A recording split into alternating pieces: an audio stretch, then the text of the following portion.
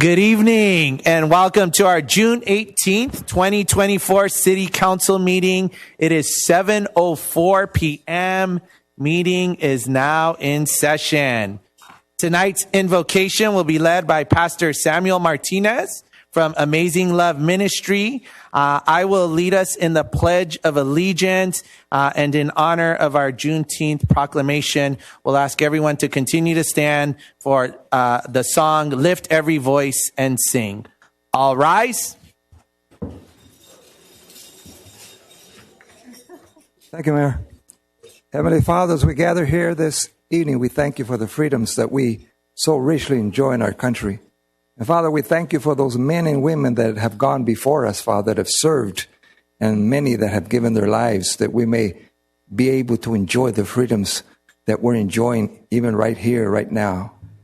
Father, remembering the words of King Solomon, who said that wisdom is the principal thing, we ask that you give wisdom to our mayor, city council, and all those in authority in our country and in our state and in our city. Heavenly Father, we thank you for our businesses, and we pray for the prosperity of our businesses, for the protection of our neighborhoods, Father. Father, for our schools to continue to be safe havens. We pray, Heavenly Father, for all our neighborhoods. And we pray for those in our city that today may be going through crisis, difficult times, Father.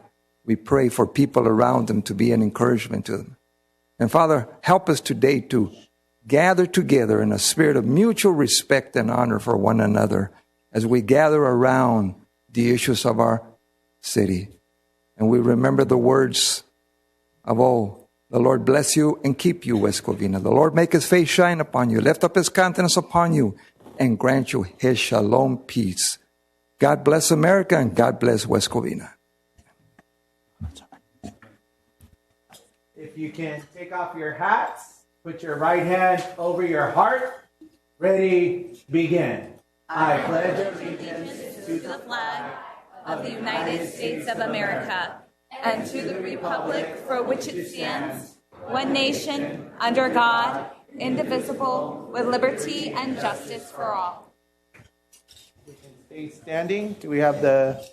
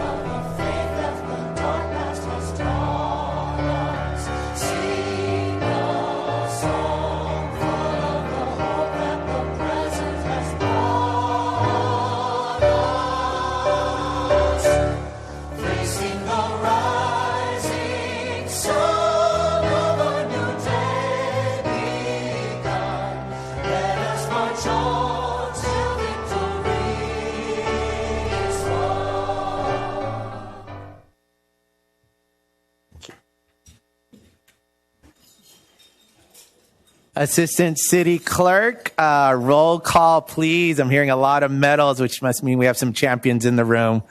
Good evening, Mayor. Councilman Cantos? Here. Councilwoman Diaz? Here. Councilwoman Lopez Viado? Present. Mayor Pro Tem Wu? Here. Mayor Calderon Tabatabai? Present.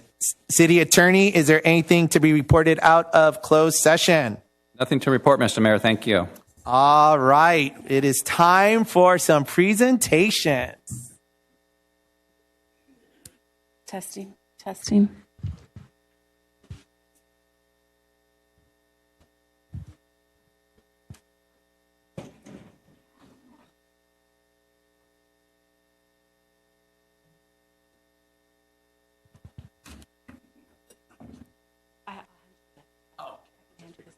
Beautiful.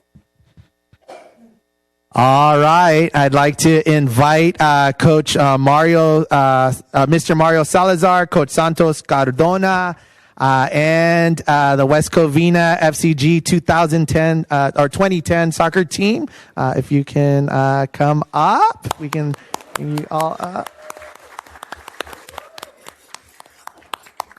So this team recently won the prestigious CSL State Cup, has achieved back-to-back league championships, demonstrating outstanding skill, determination, and sportsmanship throughout their seasons.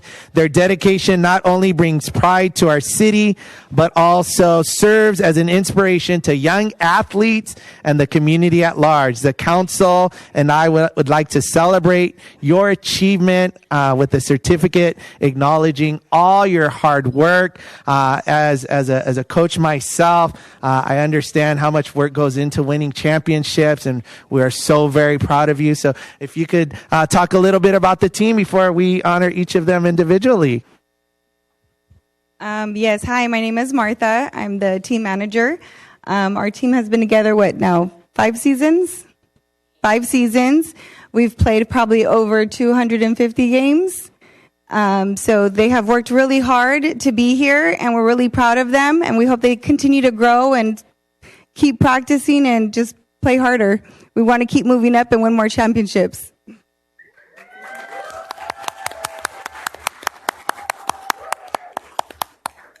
Thank you. I'm Coach Santos.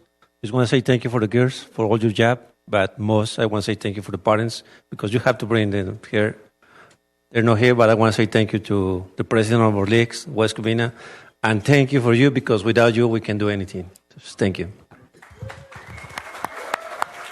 All right, so let's meet these young athletes. So as I call your name, if you can please come up and get your recognition and get your applause. Anaid Rodriguez.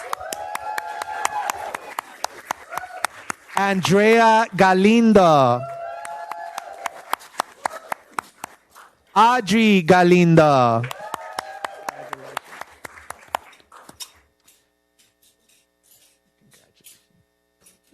Adrina Lizaola.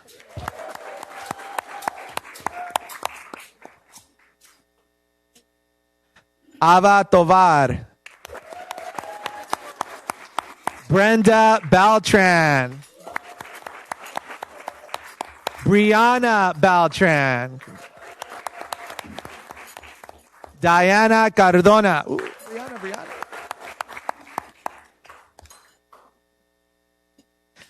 Elitania Rodriguez. Emma Tapia. Isabel Flores. Jaylin Galarza. Mila Casas. Natalia Angulo. Olivia Gonzalez. Summer Claremont. Sydney Salazar. Coach Santos Cardona. And the team, 2010 West Covina girls soccer team. So if I could get you ladies on that side. And Coach, who are the captains? Where's our captain at?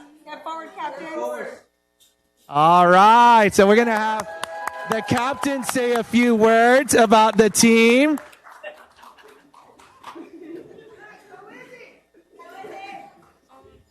I want to thank everybody for coming and for the team and doing doing good, and yeah. Good job, Daisy.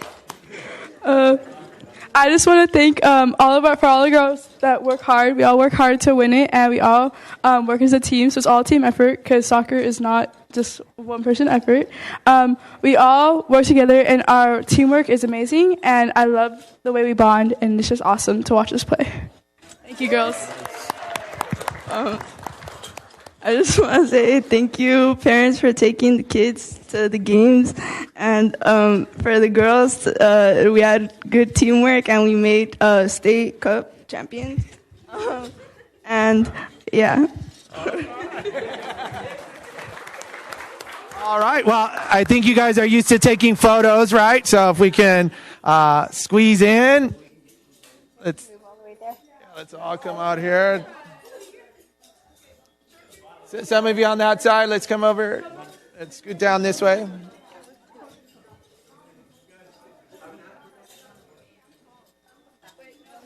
There we go. There, right there. We're good. We're good.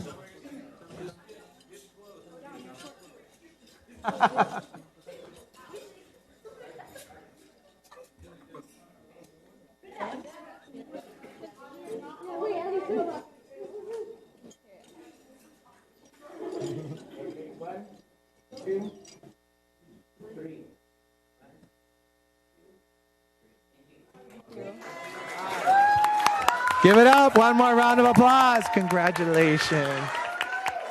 Congratulations, Coach.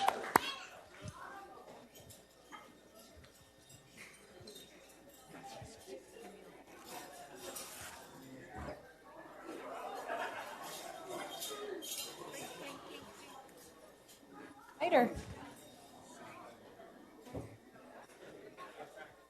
Okay. If anyone looked at the agenda today and looked at the presentations, you would have noticed that a lot of these presentations are deeply connected to things that I'm involved in, right? So youth sports and coaching. And this next one is closest to my heart.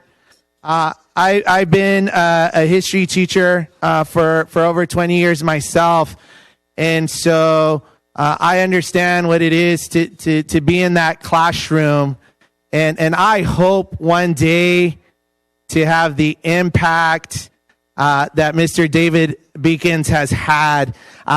He doesn't know this, but prior to me being elected to the city council, some of his former students came to me, and it was the lessons that he taught them that made them get involved in our city, made them want to make a difference in their community, right? Not sit back, not wait until, right, they were older. No, this was their city. They had an obligation and a responsibility, and they gave of their time. You're talking about teenagers that gave thousands of hours of their free time to make a difference in their city. And it was because of what Mr. Beacons had taught them. And so before I call you up, I'd like to share a little bit about Mr. David Beacon. Mr. David Beacon's a history teacher, at West Covina High School, and is set to retire. I believe you're retired now. Yes. At the end, and just at the end of this past school year, working 35 years at West Covina High School.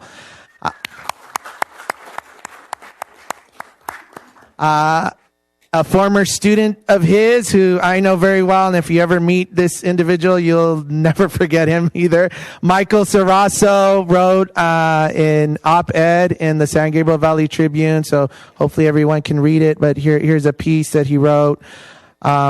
He said, "I realize this is just the beginning. Mr. Beacon's students are the ripples of his influence across multiple generations.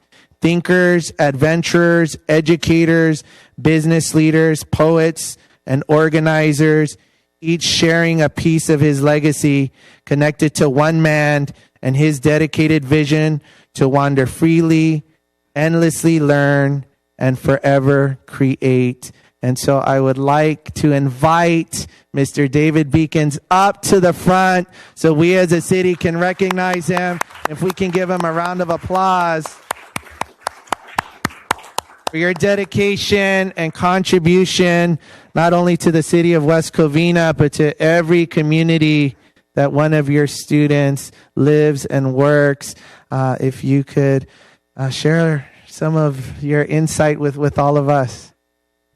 Well, thank you very much. It's a surprise to be recognized and honored in this way. Thank you, Mike, wherever you are. You're probably watching. The important thing is that, I remember when I first started here in '88, the moniker of the town was the City of Beautiful Trees. And I remember thinking, gosh, it is beautiful here. But then I learned after about 5, 6, 7 years that the real beauty of this job and this place lies in the community. The families, and I still believe that to this day, are what make this city so remarkable. It's the commitment and the pride that people have in this community that made it a pleasure and an honor and a privilege to serve this many years. It's 36 years I, taught, world history and leadership, and I had a terrific outdoor hiking club called the Geo Club that a lot of people remember being a part of. And a lot of people were impacted, but I couldn't have done it without the support and the tremendous interest of this community, the parents, the students. So, it's great to be honored. I think I speak for the teachers of the whole district when I say there's nothing better than to be honored by the community in this way. I mean, it's fantastic. But I have to say, it was such a pleasure to work for such a wonderful, heartfelt community right up until my last day. I mean, honestly, there wasn't a bad thing I could say about West Covina. I really thank you, the community, for making it possible to do what I do and do it well. And I enjoyed all of it. So thank you.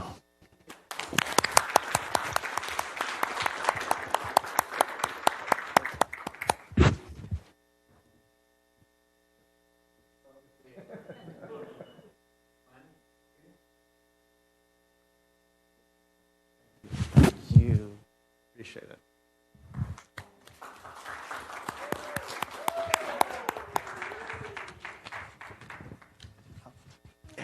Okay, great.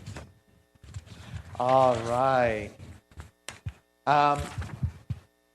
Continuing with our theme, I would like to invite, I saw she just walked in, Miss Irma Cooper, president of the San Gabriel Valley NAACP, to the front. Yes. One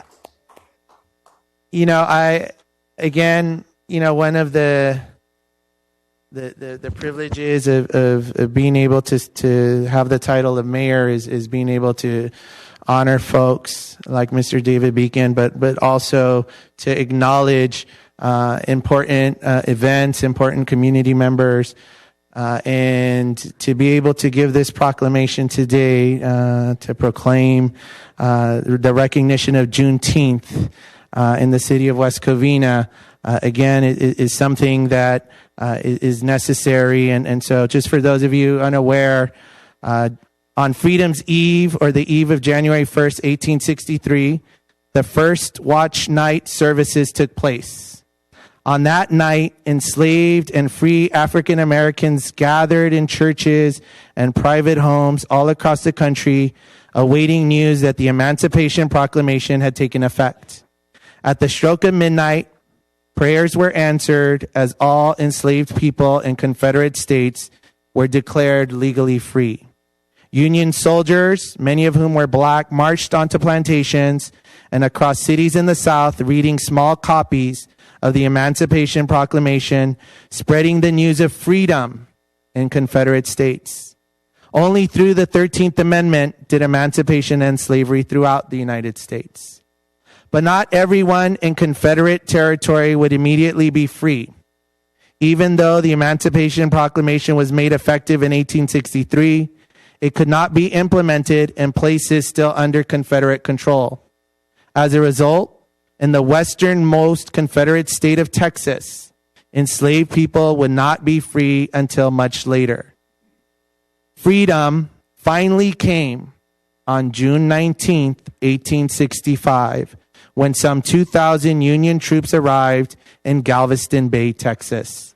The Army announced that the more than 250,000 enslaved black people in the state were free by executive decree. This day came to be known as Juneteenth by the newly freed black people in Texas. And again, you know, when I think about our country and what makes this an exceptional space is the fact that the hope, right? This is a country of hope. This is a country where we have ideals, freedom, equality, opportunity. And I think when we think about Juneteenth, right, all of that is in there, right? We had individuals that had been enslaved, that did not have the rights of this country, and yet they had the hope to keep creating family, the hope of freedom and equality. And Juneteenth is that date that we celebrate and we honor that and we remember that. And so in proclamation of Juneteenth, June 19, 2024, whereas Juneteenth, officially known as Juneteenth National Independence Day, holds significant importance in the United States, Juneteenth celebrates the end of slavery and freedom for African Americans. Whereas the holiday's name is derived from the combination of June and 19th, signifying the date when Major General Gordon Granger issued the final enforcement of the Emancipation Proclamation in Texas after the conclusion of the American Civil War. Whereas President Abraham Lincoln issued the Emancipation Proclamation on January 1st, 1863, as the nation entered the Civil War's third year. The proclamation declared that the 3 million enslaved living in the Confederate States were free. Whereas for those who were largely isolated from Union armies, life continued as if the Emancipation Proclamation did not exist. This was the case in Texas, where thousands of enslaved were unaware of their declared freedom. Whereas on June 19th, 1865, over 2 years after President Lincoln declared enslaved persons free, Major General Gordon Granger and Union Army troops marched into Galveston, Texas to enforce the Emancipation Proclamation. They freed over 250,000 black Americans, the last enslaved people in Texas. Whereas Opal Lee is an American retired teacher, counselor, and activist in the movement to make Juneteenth a federally recognized holiday, whereas on June 19, 1939, at the age of 12, Lee and her family were displaced after her home was burned and destroyed by 500 white rioters in Marshall, Texas. She went on to dedicate her life to becoming a teacher and an activist, where at the age of 89, she conducted a symbolic walk from Fort Worth, from which she departed in September 2016 to Washington, D.C., where she arrived in January 2017. Whereas in June 2021, at the age of 94, Lee's efforts succeeded when a bill to make Juneteenth a federal holiday was passed by Congress and signed into law by President Joe Biden. She was an honored guest at the bill signing ceremony. Whereas in May 2024, Opal Lee was awarded the Presidential Medal of Freedom, the nation's highest civilian honor. Now, therefore, I, Brian Calderon Tabatabai, Mayor of the City of West Covina, on behalf of the entire City Council, do hereby proclaim June 19, 2024, Juneteenth, National Independence Day.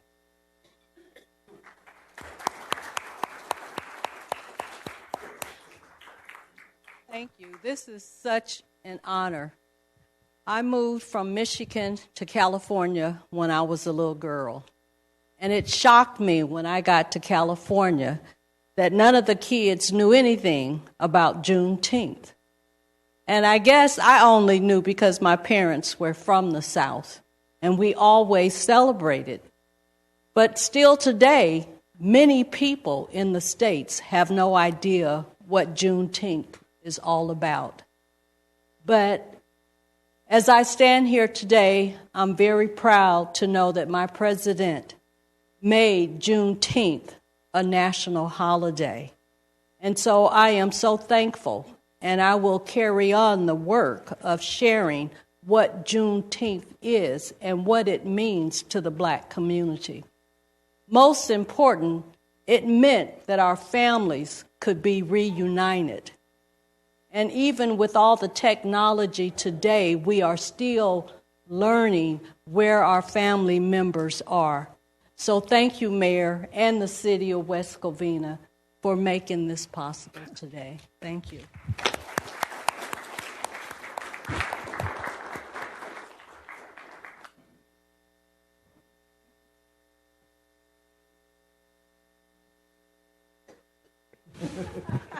I'll accept it. There you go.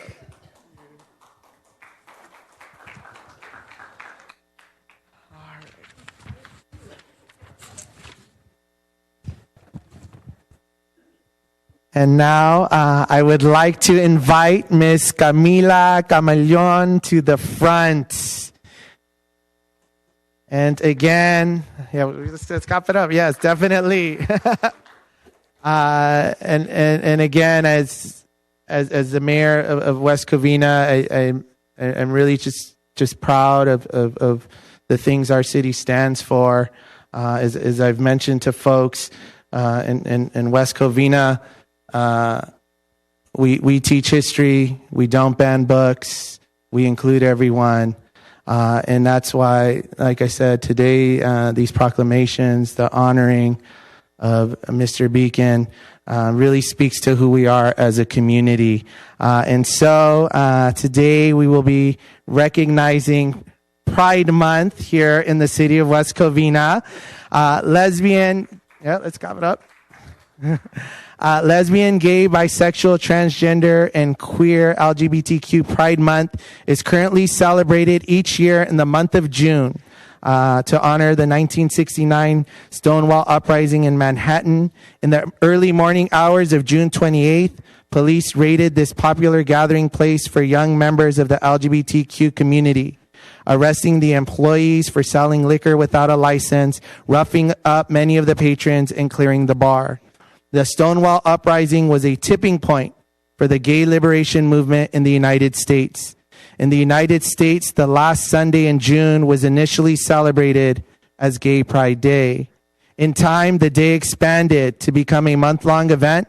It was officially recognized by the U.S. government when President Bill Clinton declared June 1999 Gay and Lesbian Pride Month. President Barack Obama proclaimed June to be LGBT Pride Month. And President Joe Biden further expanded the observance to lesbian, gay, bisexual, transgender, and queer Pride Month. And yes, cough it up. Again, you know, I'm so proud, and I know Camila is gonna talk a little bit about her work, her organization's work, and the SGV Pride Tour, which I'm proud that West Covina is one of the 11 cities in the San Gabriel Valley to be part of the Pride Tour. I believe we have 33 cities in the San Gabriel Valley, so we're a third of the way. So we are looking to continue to grow that, to really highlight the fact that West Covina is a city that is safe for all families, for all individuals, that this is a place that is inclusive, that where you will be loved and supported and you will thrive.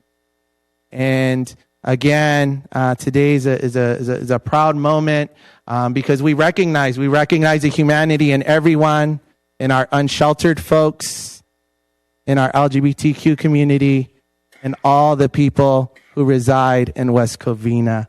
And so today we proclaim LGBTQ Pride Month, June 1st through the 30th. Whereas Pride Month is a positive stance against discrimination and violence toward individuals who identify as lesbian, gay, bisexual, transgender, queer, intersex, and asexual, and to promote their self-affirmation, dignity, equal rights, increase their visibility as a social group, build community, celebrate sexual identity, diversity, and gender variance. And whereas LGBTQ plus people have made and continue to make great and lasting contributions that continue to strengthen the fabric of American society, and whereas the LGBTQ plus rights movement has achieved great progress, but there is more work to be done. Youth should feel safe to learn without the fear of harassment, and families and seniors should be allowed to live their lives with dignity and respect. And whereas celebrating Pride Month influences awareness and provides support and advocacy for the LGBTQ plus community and is an opportunity to take action and engage in dialogue to strengthen alliances, build acceptance, and advance equal rights. And whereas during LGBTQ plus Pride Month, the city of West Covina calls upon the community to work together to promote equal rights for all, regardless of sexual orientation or gender identity. Now, therefore, I, Brian Calderon Tabatabai, Mayor of the City of West Covina, on behalf of the entire City Council, do hereby proclaim the month of June 2024 as Pride Month.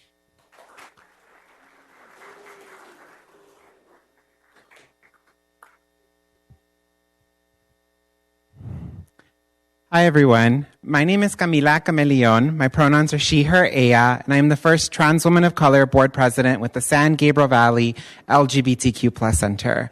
We are a nonprofit founded in 2011, and we've had various homes throughout the community. But first and foremost, we center the lived experiences of LGBTQ folks, queer and transgender residents living across the San Gabriel Valley, these 30 plus cities and more than 5 unincorporated areas.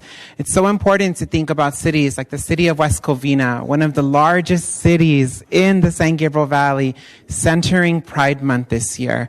This year specifically is a record-breaking year for anti-LGBTQ plus legislation at the local level, at the county level, and at the state level. So in order to understand why this is important, it's important to understand that LGBTQ folks don't feel safe. LGBTQ folks who are as young as 5 years old live in the San Gabriel Valley, up to as old as 72 years old. That is data that we have from our 2023 Pride Tour, letting you know that this is an intergenerational effort to center folks. And if there's anything I can really share, it's I was born here. I was born in West Covina. I'm a Queen of the Valley person. And so acknowledging that this is a special moment, coming here and knowing that people like me who've said that they don't feel safe in this city, for once in this opportunity, not only through the San Gabriel Valley Pride Tour stop in the city of West Covina, but through the city proclaiming Pride Month, it's showing something and it says something. And I know that this is a turning point that in many future years will allow folks like me and youth that look like me to feel safe. So thank you.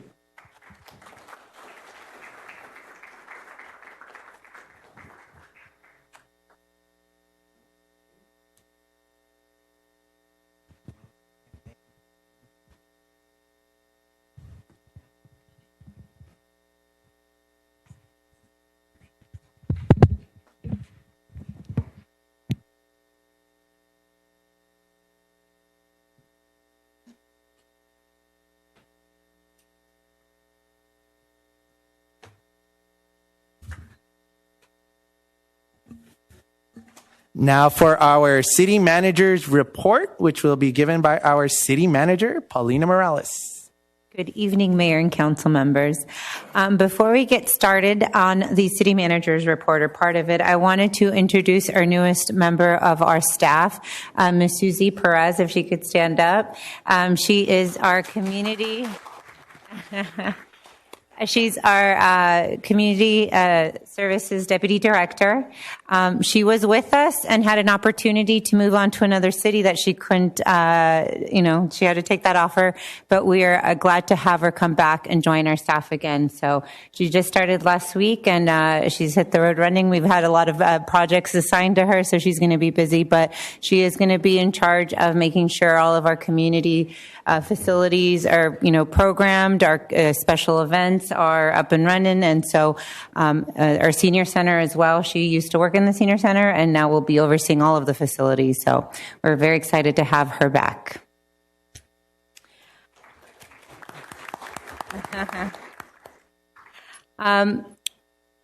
We are also really excited. West Covina won what we're calling the Triple Crown Medallion.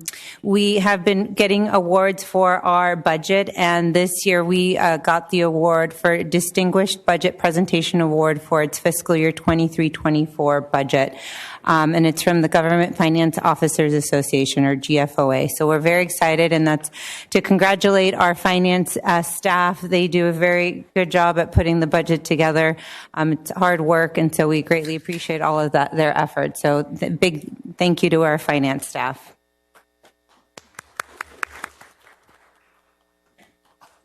On the agenda tonight, as one of the items, let's see. I believe it's item number 6 for the item number 4. These are repairs that we are going to be making throughout the city. They range from single concrete panel replacement to replacement of full segments and sidewalks. These are requests that come from both residents who report on the Go app and also from assessments that staff make as they drive around the community. And they're based on, critical need to avoid trip and falls in our communities and address those. And so some of them are a result of tree roots, and then other improvements include sidewalk driveway approaches or curb and gutter that are being lifted. So I believe there's 30 locations that are going to be part of the staff report, and all of the repairs will be proposed within the public right-of-way. So just a little bit further. So Public Works and Engineering work together to address these issues throughout the city. Engineer completes the larger size projects on busier roads where additional traffic control is needed. Public Works, our maintenance staff, I know that they've been going around this year and doing some sidewalk repairs.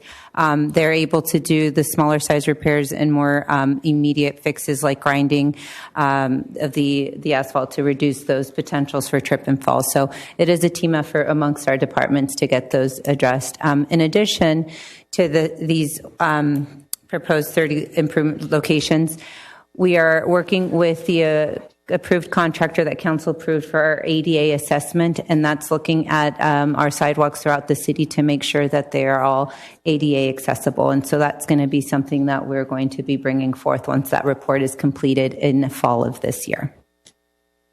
A couple updates more on some of the work that our staff is doing throughout the city. Oh, if you can go to the next slide. Sorry. Del Norte Splash is up. Oh, I skipped a slide. I apologize. I go back. The homeless encampment. There you go. Yes. So we had a homeless encampment right behind the 399 pizza on Azusa Amar. Our staff this week and last week were able to go and address it and clean it up. So just wanted to thank our staff in helping address that. In addition to our staff, our maintenance staff going out there and cleaning it, we are following up with our landscaping contractor to go up and clean up the hillside as far as the landscaping so that there's no more enclosures and that slope is cleared from the shrubs that allow for those areas to become encampments. So just wanted to thank our maintenance staff for getting that addressed. Thank you, guys. The other item, too, is our splash pad. Last year, we got it. we didn't open it until September. Our staff was on top of making sure that it was up and running, and so it is going to be open this summer. It is open, so hopefully everyone gets to enjoy it, and that'll be part of one of the Cool Kids of Summer locations. A couple follow-up on some of the events. We had the open house, as I mentioned, in Palmview Center. And so, it's 1 year that we're going to be doing in all of the facilities. We had a walkathon at the Palmview Center on June 5th, and we had 38 participants in attendance, and it featured a scenic walking route, entertainment, refreshments, and various activities for the participants to enjoy. We also had our Rainbow Fest, the city's first LGBTQ plus event, in partnership with the Plaza West Covina and the San Gabriel Valley LGBTQ plus Center. So we had Mariachi Arcoiris de Los Angeles, and we had vendors, and Josh Newman was recognized and provided certificates for the organizers of the event, as well as Senator Susan Rubio was in attendance. We also had colorful creations at Palmview, where staff hosted art classes June 13th with 16 registrants. Staff organized the event focused on kite decorating and flying. And then we had at Cortez Park and Senior Center, 160 community members to celebrate the annual Father's Day event. So those are some of the events that happened. Some of the upcoming events is this is the first year new to this year, that we are organizing summer youth excursions for kids between 5 and 11. The very first one is this Friday, June 21st, and it's to Medieval Times. Friday, June 28th is to Discovery Cube in Santa Ana. Friday, August 2nd is Soak City in Buena Park. And then Friday, August 9th is Knott's Berry Farm. So these are ages 5 to 11 years old, and it's $25 per trip for excursion. So please sign up, and we hope that they get full soon. So we hope people take advantage. Like I said, this is the first time we're hosting these excursions. I know that I've mentioned the summer concert series. There's a couple new things that we're going to be doing with the summer concert series this year. We're doing a stamp card. So each summer concert that you attend, you get a stamp. And if you attend all of the summer concerts, at the very last concert, you can submit that stamp card with all of this fully stamped to submit to win some raffle tickets. And in addition, on July 24th, we're going to have a costume contest for the Dream Boats. And so you can dress in your poodle skirts, 50s, 60s, rock and roll style. And we're going to be having a costume contest. So, and it's for all ages, for kids and adults. A baby, whoever you want to dress up. The rules will be online, but everyone's available. As we are entering summer, I think this is the first day of summer is this week. We just wanted to make sure people are aware of our cooling centers. Next slide. If it goes above 95 degrees, we do have the cooling centers at our different facilities: Cameron Park, Cortez Park, Palmview, and Shadow Oak. They are open depending on the facility, Monday through Friday, with Cameron open on Saturdays from 8 a.m. to 8 p.m. So if anyone is in need of a cooling center, please visit one of our facilities or visit the website to verify which facility is open what day. Lastly, Athens, just wanted to clarify that the first summer cleanup Saturday is Saturday, July 27th. And the information is on the website and in the Discover. So if you have bulky items that you do want to get rid of, you can participate in the summer cleanup Saturdays. But as always, Athens does their bulky trash pickup any time of the year. So you can always give them a call to schedule those pickups. As we are nearing 4th of July, I just wanted to remind our residents that fireworks are illegal in the city of West Covina, even the sparklers, I checked. And so unfortunately, you cannot have fireworks at home, but we do have another option for those that do want to have some fireworks. These are just some of the fines and penalties that if you get caught with it, that's the fines for doing illegal fireworks in the city. But as I mentioned, you can come celebrate with us 4th of July because we will be having our 4th of July fireworks spectacular. We are providing shuttle services as we did last year. The event is it starts at 5 with the shuttle starting to pickups at 3 p.m.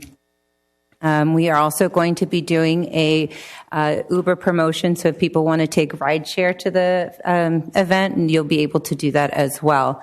The gates open at 4 p.m., and then we're going to have the Remix Band performing that night at 7 p.m., and then with our big fireworks spectacular show at 9 p.m. The general parking at the Sportsplex is going to be limited. It's going to be for handicap parking, and first come, first serve. Like I mentioned, there's free shuttle services between 3 and 8 p.m., running every 20 to 30 minutes. Those locations will be at Shadow Oak Park, Cortez Senior Center, for those shuttle services to and from the facility. And as I mentioned, the Uber ride promo, which will be provided on the city's website. So we hope everyone joins us this 4th of July for our fireworks show.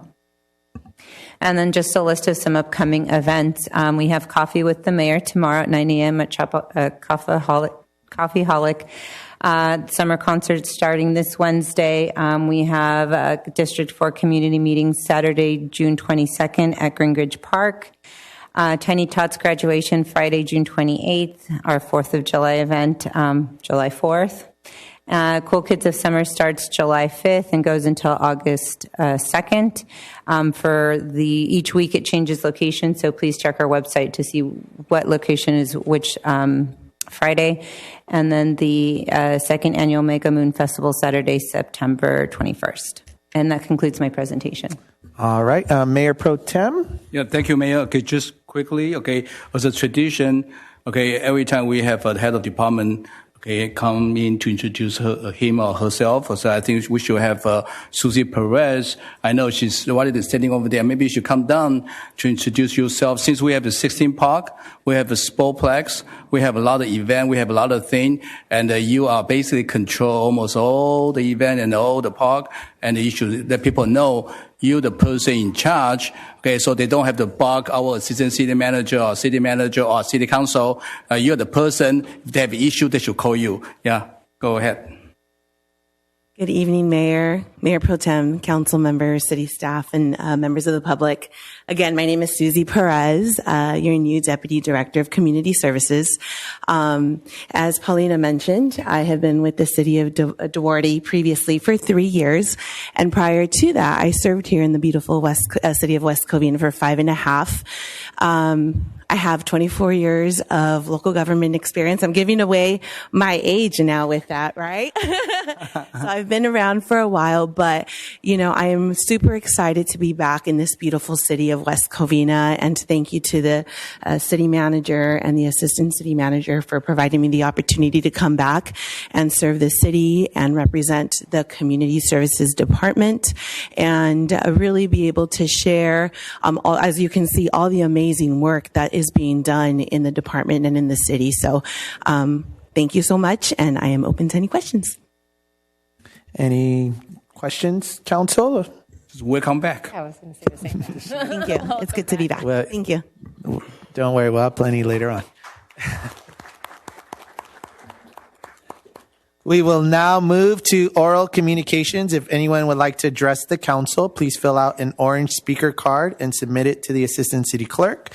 When you hear your name being called, please start lining up in the center row. The timer will start when you reach the podium. Requests to speak on agenda items will be heard prior to requests to speak on non-agenda items. How many speakers do we have? 21, Mayor. All right. In the interest of time, I'd like to set the speaking time to 3 minutes. Do I have consensus? Yes. Okay. So we will do 3 minutes. Assistant City Clerk, can we call the first speakers? Valerie Munoz, followed by Vicky Schlegels, I believe, followed by Sue Aguino.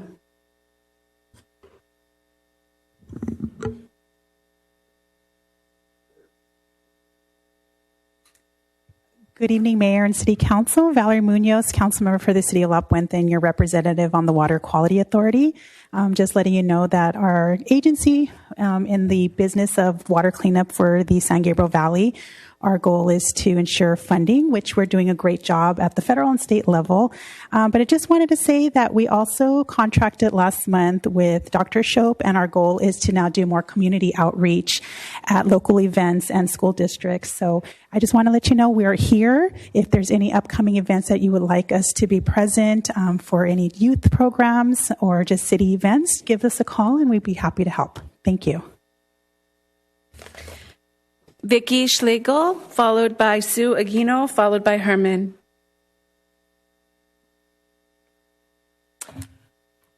City Council, members of the city, I'm here with mixed emotions. Great emotions that this is the first time I've been out to a city function in quite a while.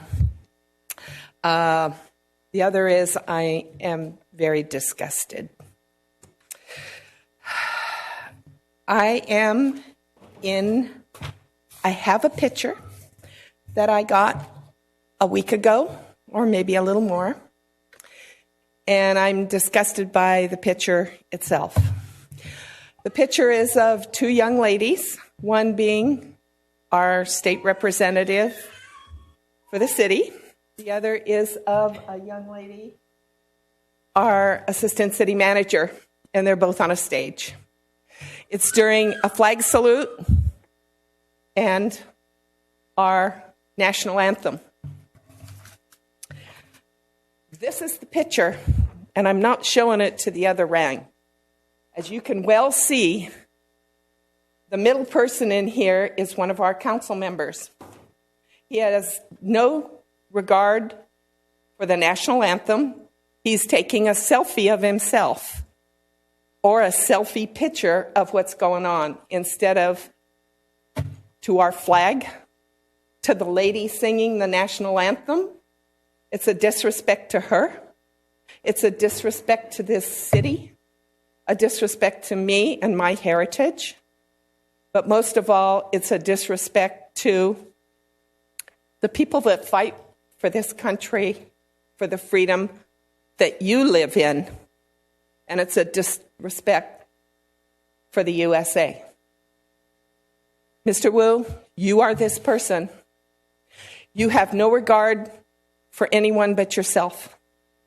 I am very displeased with what I saw, and I will do everything in my power, even with everything I'm dealing with, to see that you're unseated and will never, ever have a future seat in this council. Thank you. Sue Aguino, followed by Herman, followed by Ted Huang.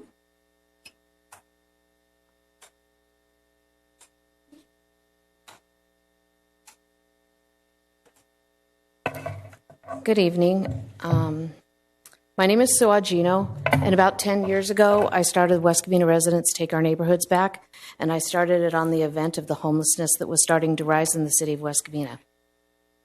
Since that time, we've seen homelessness change in a lot of different ways.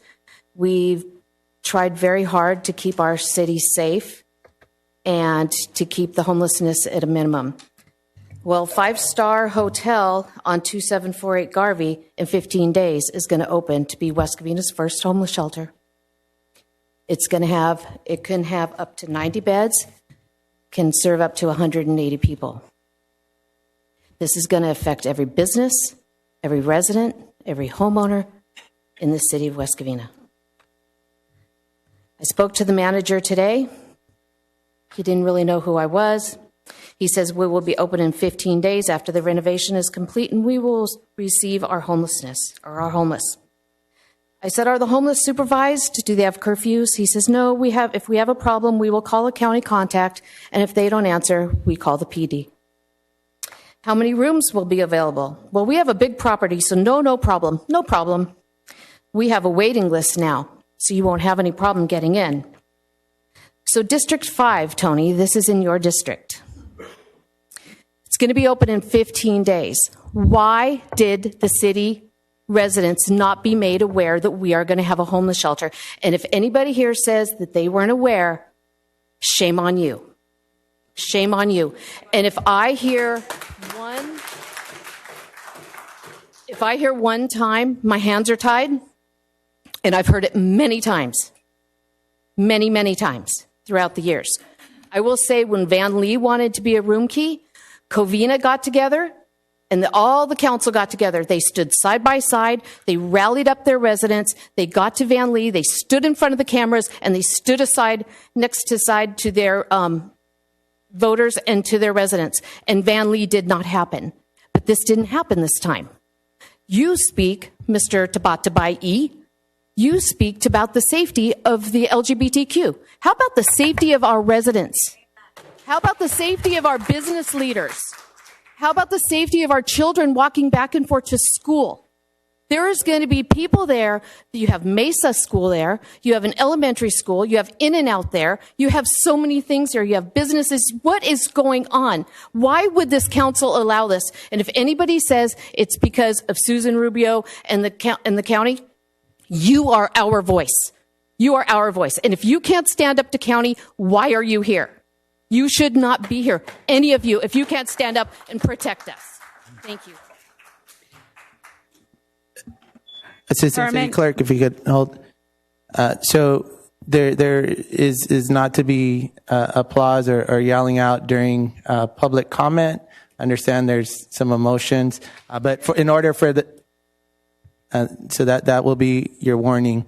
If we can allow for people to speak so we can hear, and that way everyone has their First Amendment right to speak their 3 minutes.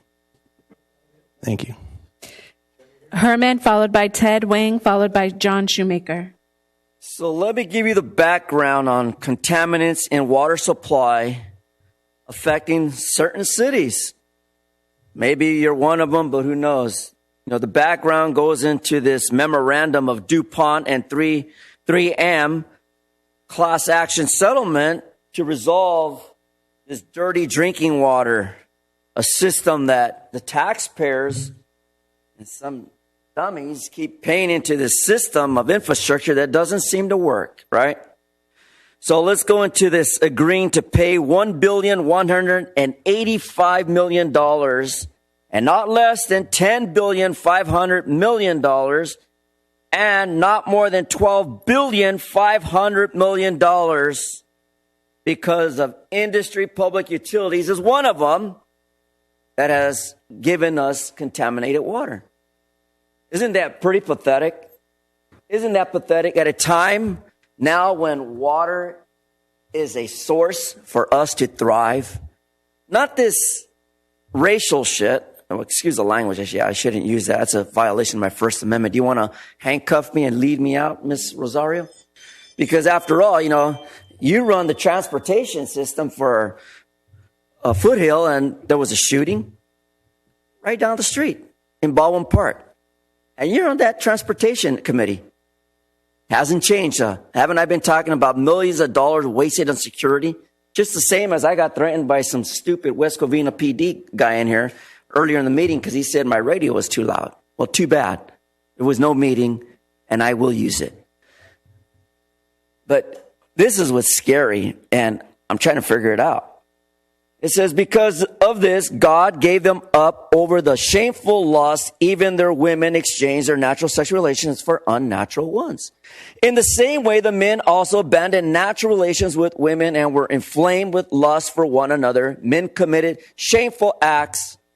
Men received in themselves the due penalty for their error. Now, in plain English, children, ladies and gentlemen, you know, if you have a problem of not knowing your identity in life, well, let's face it, God hates you and you're going to hell. Snyder versus Phelps clearly points out why this religious organization used their terms, God hates you, you're going to hell, simplify faggots for one reason. They're following the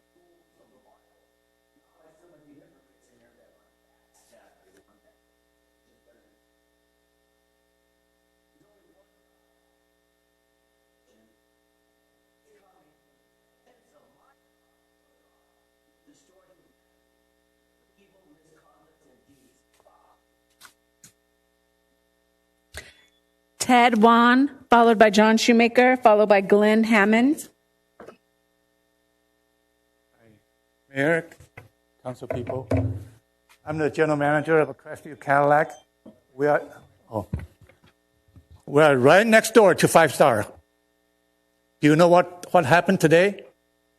We got 2 police cars right in front of our lot, rifle withdrawn. 5 or 6 police cars right on the Garvey Avenue, pointing the gun at the 5 Star.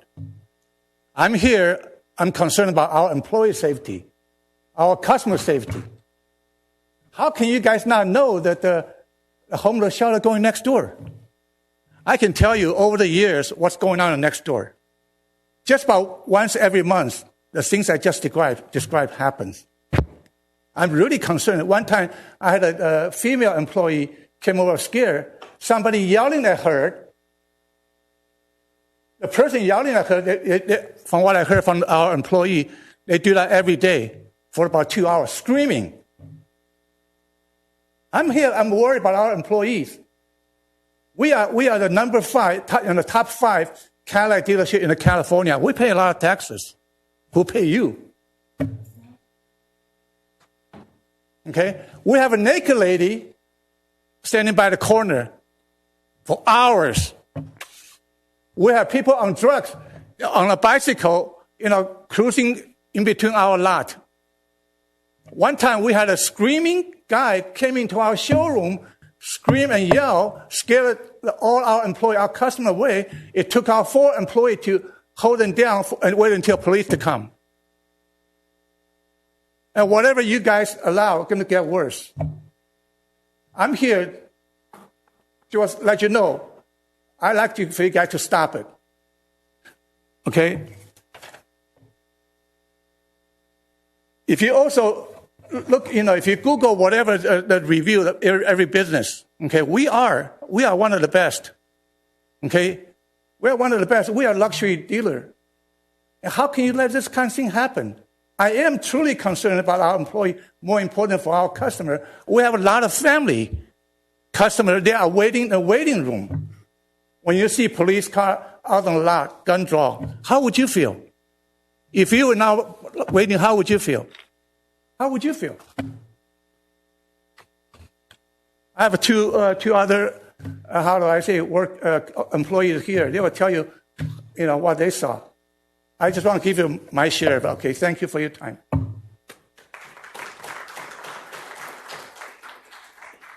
John Shoemaker, followed by Glenn Hammond, followed by Eddie.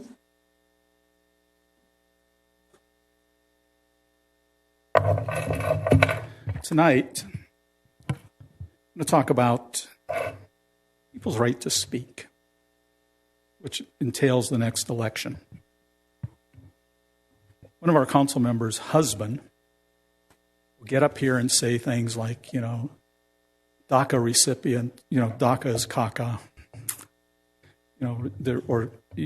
immigrants are cockroaches, that if you're Jewish, you want to be white, and things like that. And it's hard to completely put all that on Councilmember Rosario Diaz. What can be put on her is her comments along the lines of, I'm a Hispanic woman, but I don't think like them.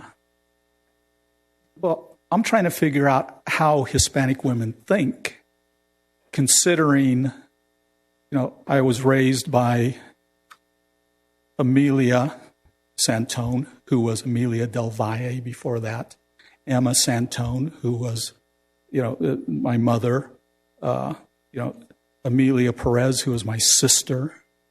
My brother was, Alex Reynoso. So, quite a wide range of people. So I never could quite figure out what I don't think like them. So not only her comments, that things like she sent emails out that says, if you don't live in District 3, don't bother me. Don't call me. Don't talk to me. Then she becomes mayor. But what she can be held accountable for, and the comments that are made by her husband, is her utter and complete silence when those comments are made. No comments whatsoever about even saying, I disagree with him. I don't believe that. That's not the way I think. And if you're sitting in those seats and you cannot stand up to hatred in your own home, how can you stand up to it anywhere else? You can't. That's why she cannot be reelected this November, because people of all different faiths, all different ethnic backgrounds don't know if they can walk up to her and talk to her, that she'll actually represent them because of the comments that are made by her family and her silence on the subject. Thank you. Glenn Hammond, followed by Eddie, followed by R. Robinson.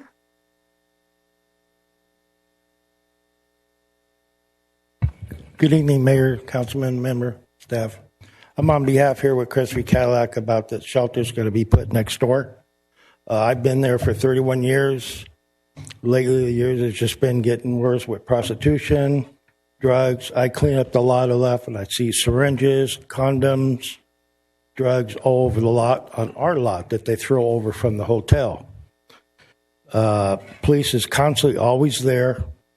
Today was a big fiasco where we had a gentleman sitting out a window pointing a gun at us. We just can't have that go on, and that's going to get worse if you're going to open that up to a shelter. We already have problems on the lot, coming down the street, coming in our showroom. It's not going to get any better. So we need you to stop this and not let it go through. Pretty much all I could say is it's just not getting better over there. So something has to be done. So thank you. Eddie, followed by R. Robinson, followed by, I'm sorry, I can't pronounce the name. It starts with the C regarding Days Inn. Good evening, everyone. So I'm the service manager at the dealership, and I've been there 11 years, and it's getting worse with that 5-star Inn. It's getting pretty bad. It's getting unsafe. I'm actually worried about the safety for my employees, for the customers. There's times where I got to pull them aside, get them out. We've had people come in on our service drive. We have people coming in begging for money. The mess, the needles, like he says, it's just getting pretty bad. So something should be done about that. That's all I got to say. It's not good. Thanks. R. Robinson, followed by a gentleman from the Days Inn, followed by Gonzalo Lopez. Unawareness is a big problem. Ask Xi Van Fleet, an immigrant from China, 38 years ago. She's about my age. She wrote this book, Mao's America, A Survivor's Warning. My history teachers never taught me about critical race theory. So I stand before you as a typical ignorant West Covina resident. But CRT, that's the newest religion. But it's really straight up Marxism, which we all know is an atrocity. Instead, I learned constitutional values, and the vaccine cult hadn't even emerged yet. So now I slide over to another topic, fifth generation warfare. That's a society where there's no debate. You get one-sided propaganda. We experience military-grade mind control, a la the CIA's MK-Ultra level psyops, including our unconstitutional intelligence community. I already mentioned the CIA. This is all unconstitutional. Truth and dissent is against the law. If we have an emergency use authorized emergency like we've been experiencing the last couple years. You know, if I'm a billionaire, I don't have any trouble hiring 6 lawyers to defend my constitutional rights against the unlimited lawyer fees that can be sent at me by the federal government. But I suggest that the West Covina lobby Congress to work towards stripping DOD, Health and Human Services, Homeland Security, DOJ, and other federal agencies of their global license to kill using EUA countermeasures and PrEP Act liability shields by repealing the enabling laws Congress and U.S. presidents have enacted. We'll never understand the COVID atrocity. Government declared war on its people. People killed, disease bankrupted, and small businesses bankrupted. We've all observed this. No transparency. This is a secret process, and we're all brainwashed to not recognize it. The agenda said 5 minutes. And thank you, Bill. I don't know why you, those Bill. guys that spoke before. Thank you, Bill.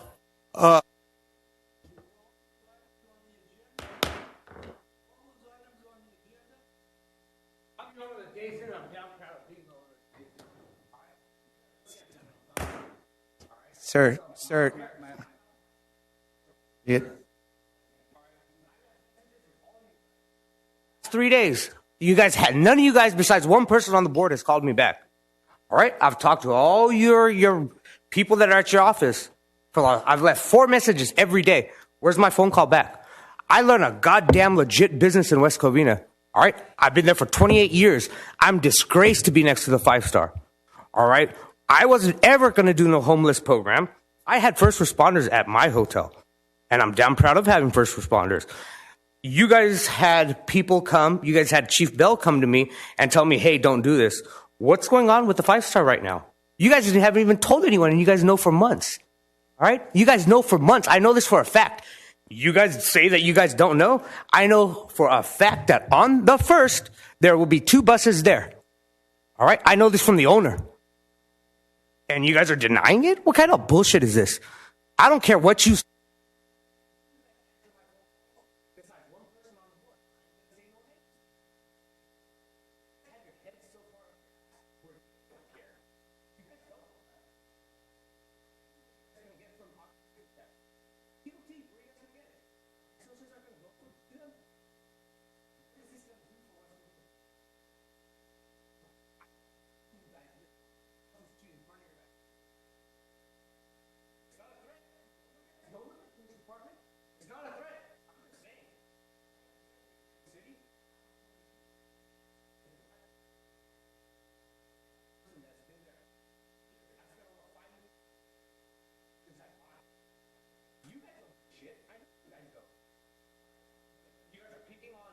Small businesses, you guys want to do what your agenda is? That's them.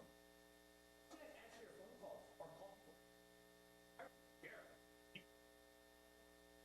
Say whatever you say, because I know your agenda, especially you, your agenda is what you want your agenda.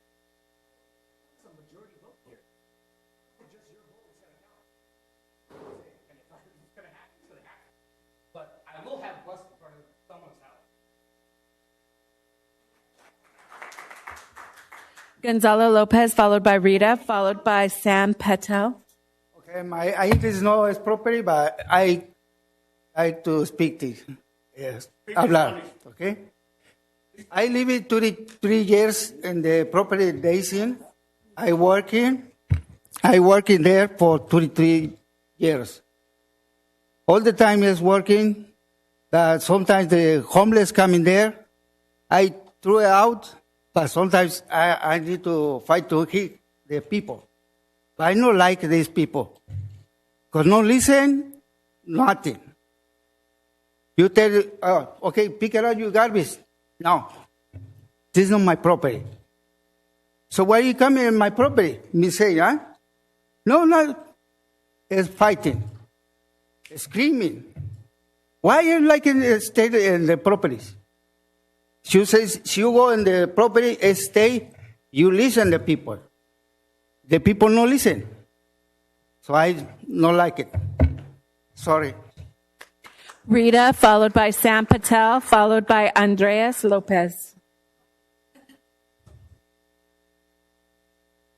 Good evening, everybody. My name is Sam Patel. I run Days in West Covina.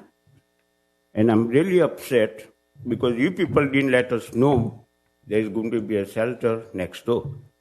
When in I think when COVID started, I had already applied for homeless shelter at my property. That time you people let everybody know in West Covina that we are not going to have homeless in my property. So how come your people are giving homeless right now in 5-star? You should people let us, everybody know that you are going to keep a homeless in 5-star. Nobody knew up till now. Why? Or there will be a lot of people comes in to protect for that property. We have so many problems with that property. Since I'm running that property since 96, every day next door have police. I have a record, you can check the police department, how many times I called the police and how many times 5-star called the police. So how come you're not giving us any answer? What are you planning to do? Are you going to keep 5-star in? The homeless? You can take my property too. Because I'm scared to stay on the property. My all employee, I talked to my employee today, they are all going to quit. Are you people going to come and work for me? Are you going to come and work for me? Because all my employees are going to go. And I'm 71 years old and I can't run the property on my own. I need help. Why don't you people come and help me out? When we call police, they come after 3-4 hours. What's the use of calling police? We can take the action ourselves. I wish you can do something about this because I'm really scared. Because I live in a property 24/7 since 96. You can call the police department and find out how many times I call the police and how many times 5-star call the police. I have a video for this morning too. You should do something about it. I'm paying since 96, I paid almost 2 million tax, TOT. Almost 2 million. What's 5-star is going to give you? Penny? Nothing. Tell me, give me an answer. Yeah, if you can't know, so you should get up from there and go somewhere else and work. I'm sorry to tell you that. You should get up from your chair and go somewhere else and work. Thank you. Go ahead. Before the next person comes to speak, just so everyone knows, during public comment, the council does not respond. After all public comment, the city manager will give a response, and if any council member wants to give a response, okay, you'll get a response. Is Rita here? Okay. Rita, followed by Andreas Lopez, followed by Glenn Kennedy.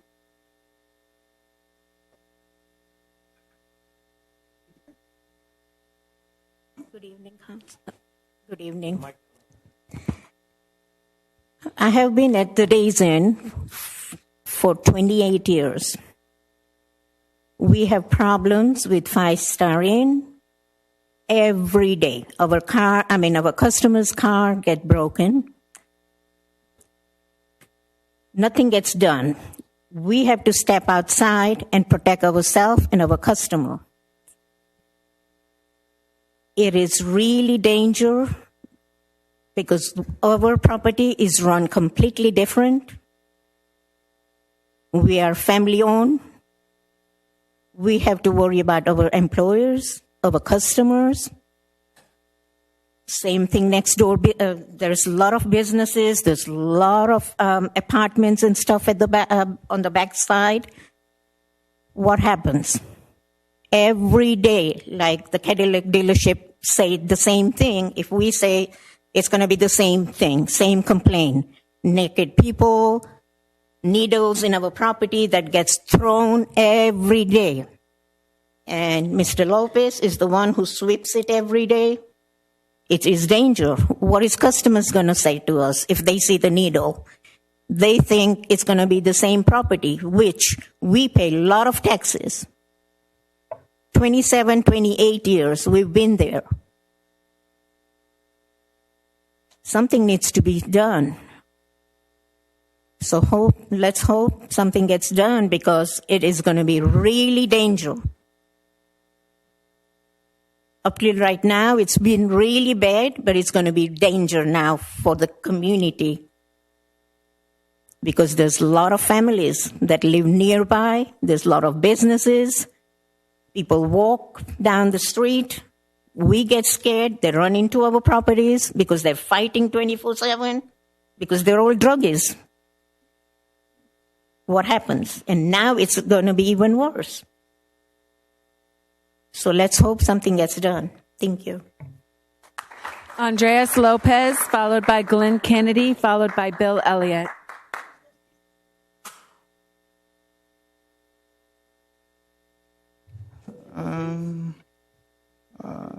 I hope you guys stop the thing, the homeless thing. I don't think it's a good idea, and I'm more worried what it might bring to the area, the homeless.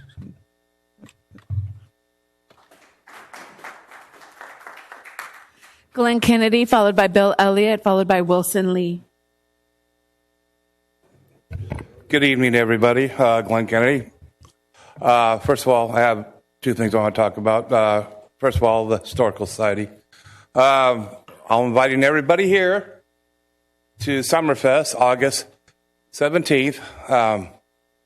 Everybody's invited. Tickets are cheap, and I expect to see everybody here. Now, second thing I want to talk about is the 5-Star Inn.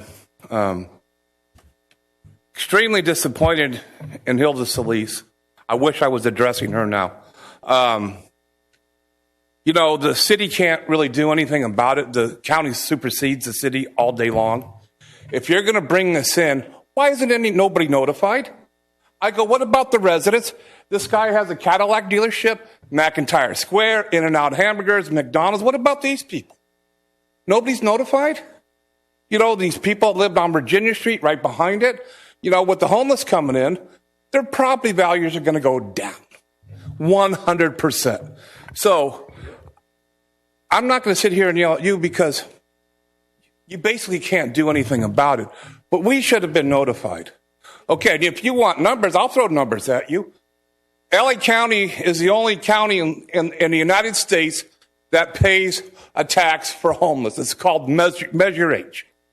It's got about $3 billion. $3 billion. I don't know if there's a sunset clause on it, but it's been going on for at least 8 years. Where's all that money? Where is all that money? Why isn't West Covina getting anything? Okay, I want you to address that, Mr. Mayor.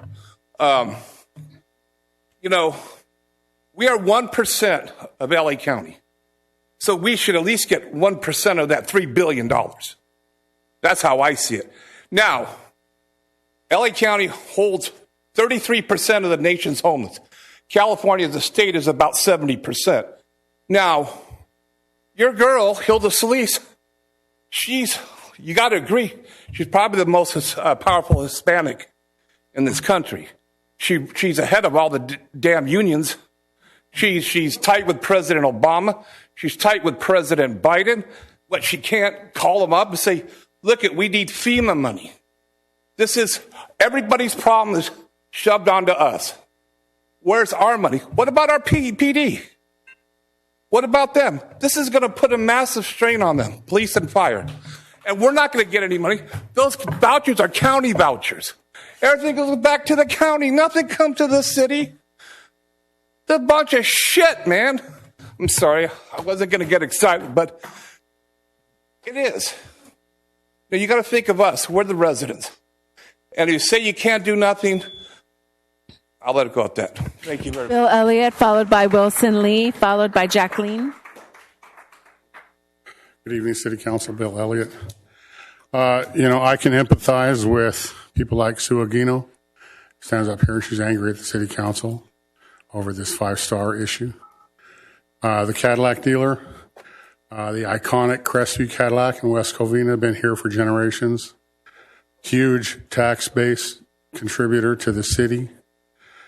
However, get up here and cuss at the City Council isn't going to get you anything, because the truth of the matter is that these 5 members of the City Council, including the mayor, really doesn't have anything to do with it. They don't have any say. They didn't bring this forward. They didn't approve it. It was approved without their knowledge. And the truth is, if you want to complain to somebody and cuss somebody out, go to Hilda Solis's office, because it's Hilda Solis that did this. And her top lieutenant, Ryan Serrano, and his boyfriend, Brian Tabatabai. They are behind all of this. And you can get up here and cuss at the City Council all you want. City Council is not responsible for this. This is Hilda Solis. She doesn't give a good goddamn about West Covina. She doesn't. And so all you Democrats that just vote straight blue ticket, remember that when Hilda Solis is doing this to West Covina, because it's her. I want to talk about the lady that was, honored last City Council meeting by the mayor, the anti-gun lady, the anti-Second Amendment lady. For 10 years I've been the icon of the Second Amendment in West Covina, and I'm proud of that. I'm virtually the only one that ever speaks up in favor of the Second Amendment. West Covina, the police chief in West Covina for generations violated the Constitution and denied the issuance of concealed carry permits, at least since 1978. And they did so unabashedly and unashamedly. And concealed carry is a right. And it doesn't come from the government, it comes from God. The right of self-protection comes from God. And the Second Amendment of the Constitution, which affirms that right, is my concealed carry permit. West Covina has seen fit to charge $1,000 for a concealed carry permit, which is absurd and obscene. And I would like to see the City Council adopt South Dakota's policy, which waives all concealed carry permit fees.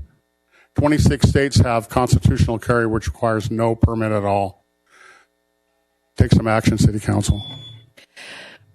Wilson Lee, followed by Jacqueline, followed by Gloria Angeles.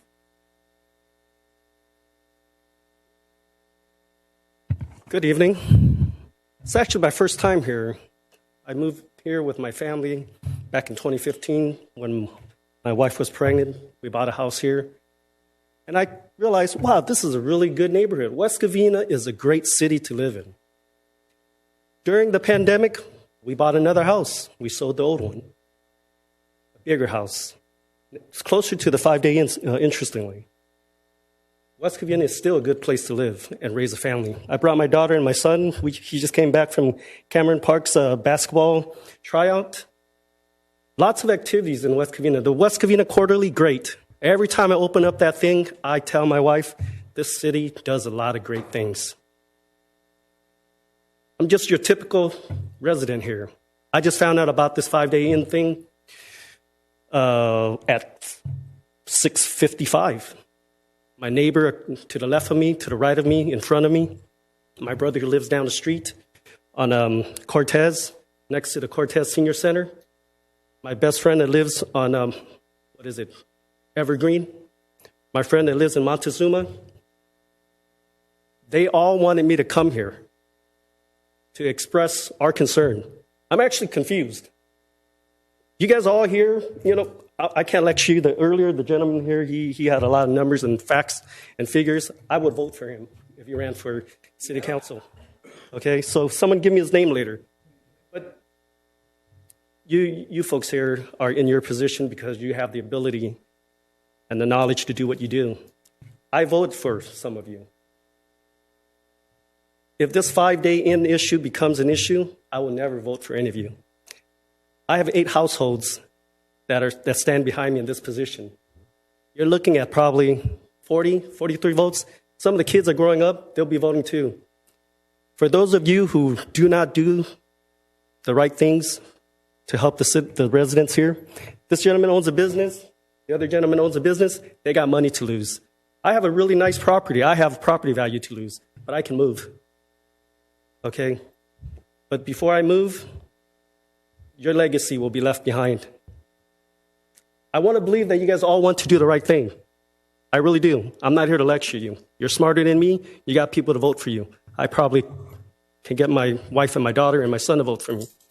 So let's do the right thing. West Covina is a good city to raise our family in. It was in 2015. It should not change in 2024 under your leadership. I don't know how much time I have left, but I know it's not an easy job. You guys have your hands tied. But I see some of you nodding your head, so I'm thinking that maybe your heart is in the right place. You got to do something for us. Thank you. Jacqueline, followed by Gloria Angeles, followed by Laura Galindo. I'm a resident in West Covina. Like many have echoed about the motel turning into a homeless shelter. We are in opposition. I'm here representing my neighbors, my family. We moved here about 5 years ago, my husband and I, 40 minutes away from downtown LA to get away from the homeless and what was going on down there. We used to live over there. We've started our own family, to a neighborhood that we did feel was safe. And I understand now it's not a particularly safe place with what the motel is now, but increasing that to 70 to 80 rooms and bringing in more people is only going to make the situation worse and you're shaking your head, but I'm still speaking, thank you, is only going to make the situation worse. So I'd like to know why we were not informed, I keep hearing that it's a county issue, your hands are tied, and obviously this is everyone else speaking, but what do we need to do as residents? This is our taxed dollars. Everyone supports this until it's in your neighborhood. This is not what we want in our neighborhood. This is why we moved over here. So please help us. Let us know what we need to do because this is not okay. Thank you. Gloria Angeles, followed by Laura Galindo, followed by Caitlin. Good evening, everybody. My name is Gloria Angeles. I'm here to address basically the homeowners. I was here in May, and I was never contacted by anyone from City Hall of a person that's doing illegal jump of electrical meter in several homes in this community. He's infiltrated your community. He is an undocumented, unlicensed electrician that is doing a living by bypassing the meter for residents' homes. He started with the house that he's currently residing in West Covina on Evanwood Avenue. The house has been made larger, an accessory dwelling unit as large as the house has been built where he resides. All was built with no permits. The initial investigation was November 1st. The Department of Building and Code states they have 2 years to comply. Recently, they stated they have an architect willing to give plans so that the property can be legalized. The work they did, the owner and this Manuel Flores that occupies the ADU started in 2020. We are now 2024. They have actually added more structures. For them to be this brazen means there must be some fraud in the Department of Building and Code. The illegal bypass of electrical meter is being investigated by Southern Bell Edison. I was told by Building and Code that you have 300 houses presently under investigation. Your town will be known as a city that houses are built without any permits. The value of your houses will plummet. I would like to meet with your neighborhood organization so that they can get my information so that I can give them more detail. My number is 818-518-3537.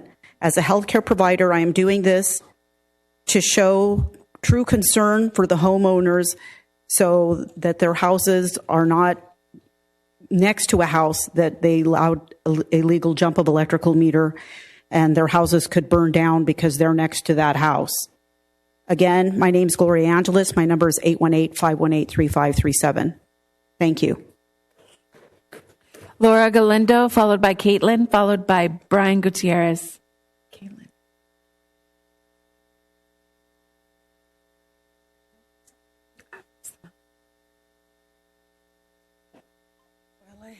I came to talk about another topic, but this 5-star issue is it's very scary, very, very scary.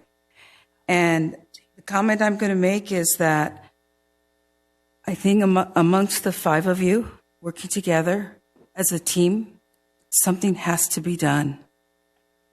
If citizens come here to speak and share their ideas, then the 5 of you have to communicate and altogether approach maybe Hilda Solis's boss, go to a higher level. It just sounds so terrible. I mean, my husband's mentioned it also. He's read about it. So it's a very negative situation. But as a team, I think that you can have some impact here. So anyway, that idea of a team, I got as I was upset about the homeless on the slopes where I live. We've been living here. We bought our home in West Covina about more than 30 years ago. It was kind of nice to drive down Amar Road and up into the hill to our house. And now it's the ugliest thing you've ever seen. I feel like we're the armpit of West Covina. It's really bad. And so we have been we've dealt with fires, and I so appreciate the fire department has been out to our house and helped us quickly put out fires. Okay? And we've dealt with different encampments. And the last one is the one that I think was posted up on the screen. It was right behind the businesses there near Walgreens, the pizza place, the Subway, and all.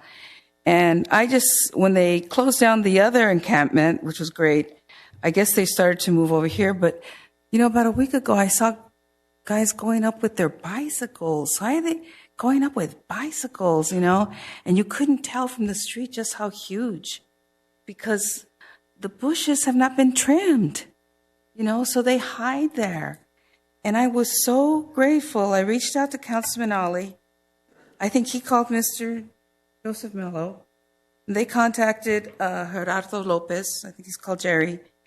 And the happiness I felt in my heart to see all this equipment out there. Oh my gosh. I was so thrilled. I mean, something happened. Something followed through, and my anxiety just went down, So I'm really happy. And Councilman Ali wrote to me, and he said it was a team effort. And, it stopped already? Okay. Anyway. Okay. Now I need information about the water issues, all the broken pipes. I'll take care of you. Thank you. I'll take care of you in a minute. Caitlin, followed by Brian Gutierrez.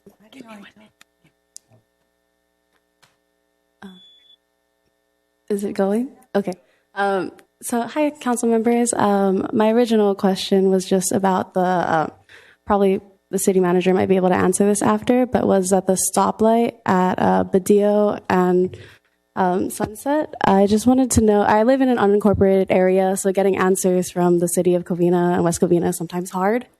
But I just wanted to know who has jurisdiction over that. And me and some of my neighbors wanted to know who we can complain to about that. It is an almost daily occurrence where we all go outside and be nosy and see who has crashed their car there, because that happens so often.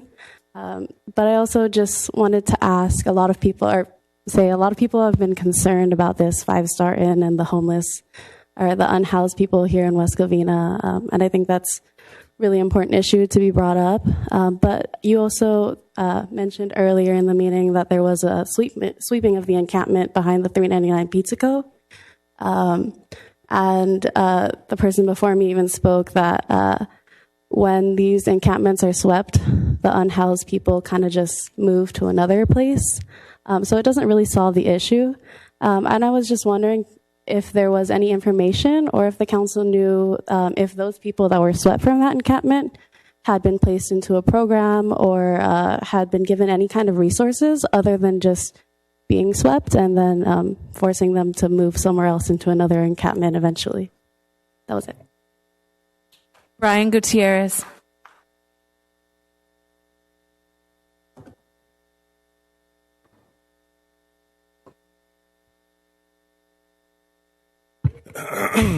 Hello, City Council. My name is Brian Gutierrez, and tonight you're hearing from residents of the city of West Covina about a major concern about a project that may harm our community. The mayor has failed to investigate further and how it will harm public resources in our community. And the amount of funding that it will take to allow more police officers to respond to calls and our firefighters. And so we keep on seeing a neglect because a couple of council meetings ago, the mayor stood here and said that he was the only contact on this council who had close ties with the County of Los Angeles. And so I'll urge the mayor to call for an immediate roundtable with the County of Los Angeles to create an open dialogue with the residents of West Covina so they could tell the residents something that you have not about what is going on at a motel in our city of West Covina that will be putting a major burden on public resources.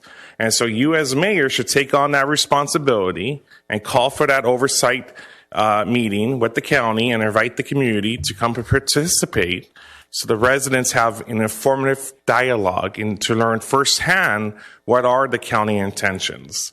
And I know you may have been busy earlier in this year running for the California State Assembly by a county supervisor, but now you're back at the city level again. And so I urge you as the mayor to start that dialogue. And you're hearing from the residents of West Covina tonight the need and urgency to create that dialogue, because you need to find out, by allowing this project to occur, would it put a public burden on the residents of West Covina?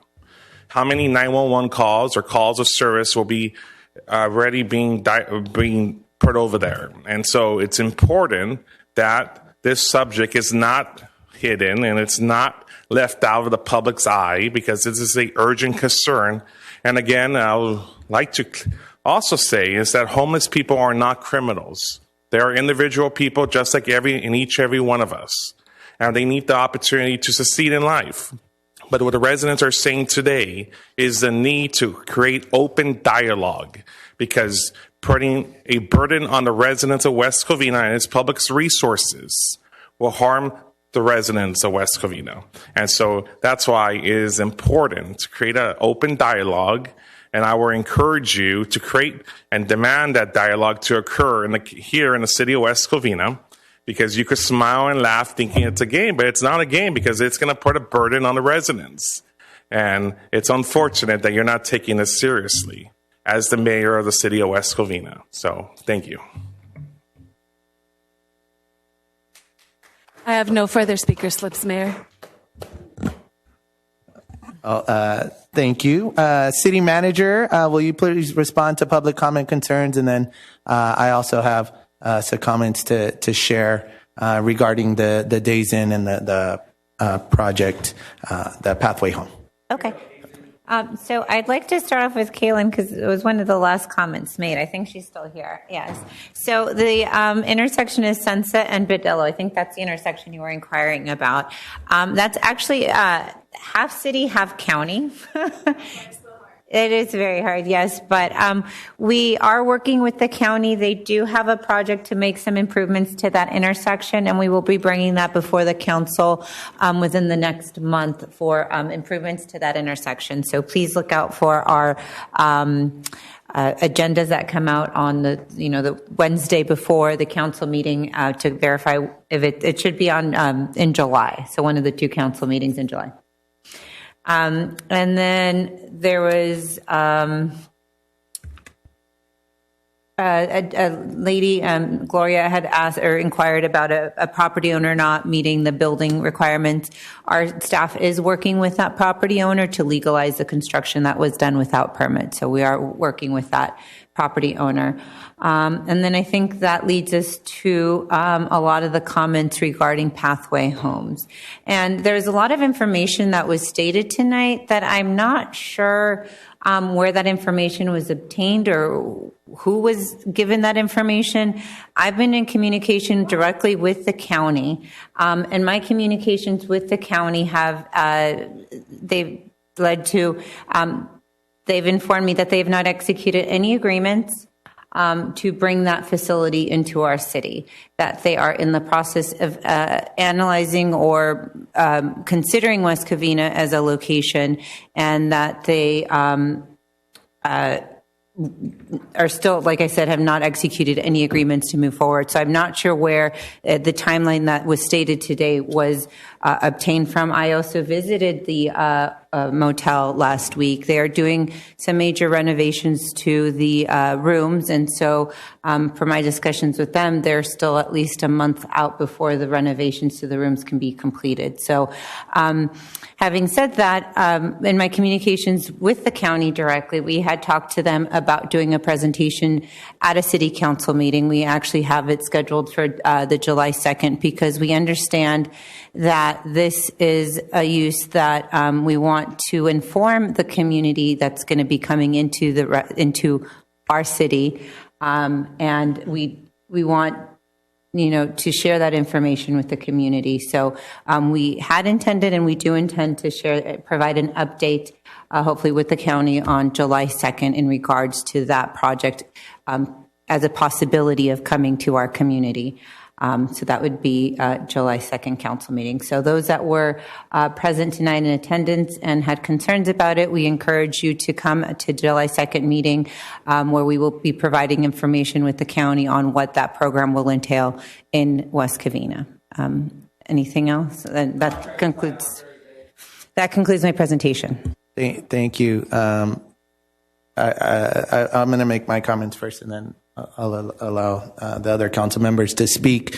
Thank you for that, City Manager. There was quite a bit of misinformation tonight regarding not only the timeline, but also what the Pathway Home project actually is. As far as I know, resident Glenn Kennedy had asked, this is fully funded through Measure H monies. It would be over $9 million up to $11 million coming back to the city of West Covina. It would not come from the taxpayers of West Covina in terms of the West Covina city paying. This is your county tax money that you've paid into Measure H.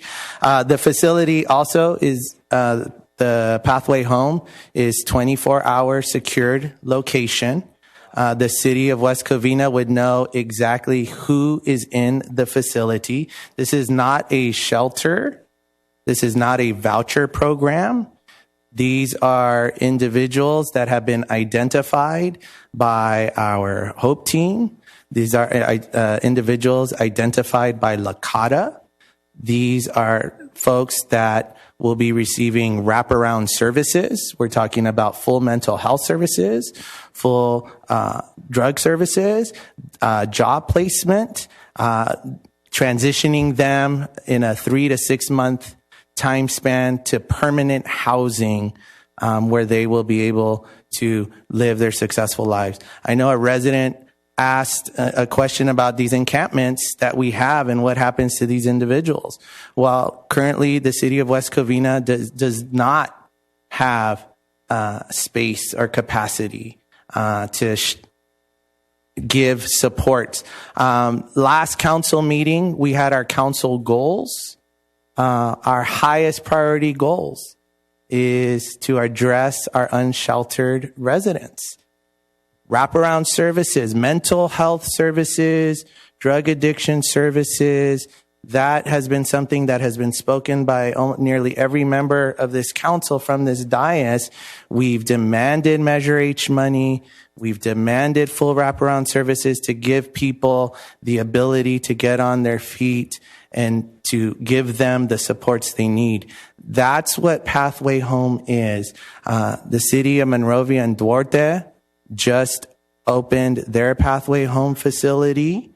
The city of Pomona has opened a Pathway Home facility. Almani, Baldwin Park have facilities. Again, when we talk about the problem of homelessness and these encampments, this is part of the solution. The other thing about this particular property, as was mentioned by quite a few of the residents, is there has been exploitation at that property. There has been prostitution at that property. There has been overdoses, constant calls to the police. We don't know who's in that property. With the Pathway Home project, we will know every single individual that is on that property. 24-hour security, full wraparound services.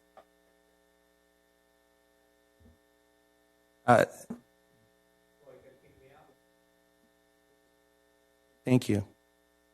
So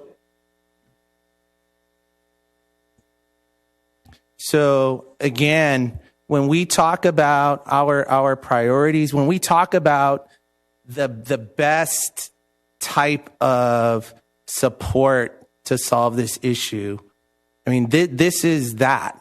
The Pathway Home project is everything that the council has asked for. Again, we are the ones who would identify the folks. We would know who's there. We would have it fully secured. It will change from what it is now. This is not a transitional shelter. This is not you give someone a voucher and they're there for 2 days and they're gone. That's not what this project is. And so I know there's been a lot of misinformation that was shared tonight by folks.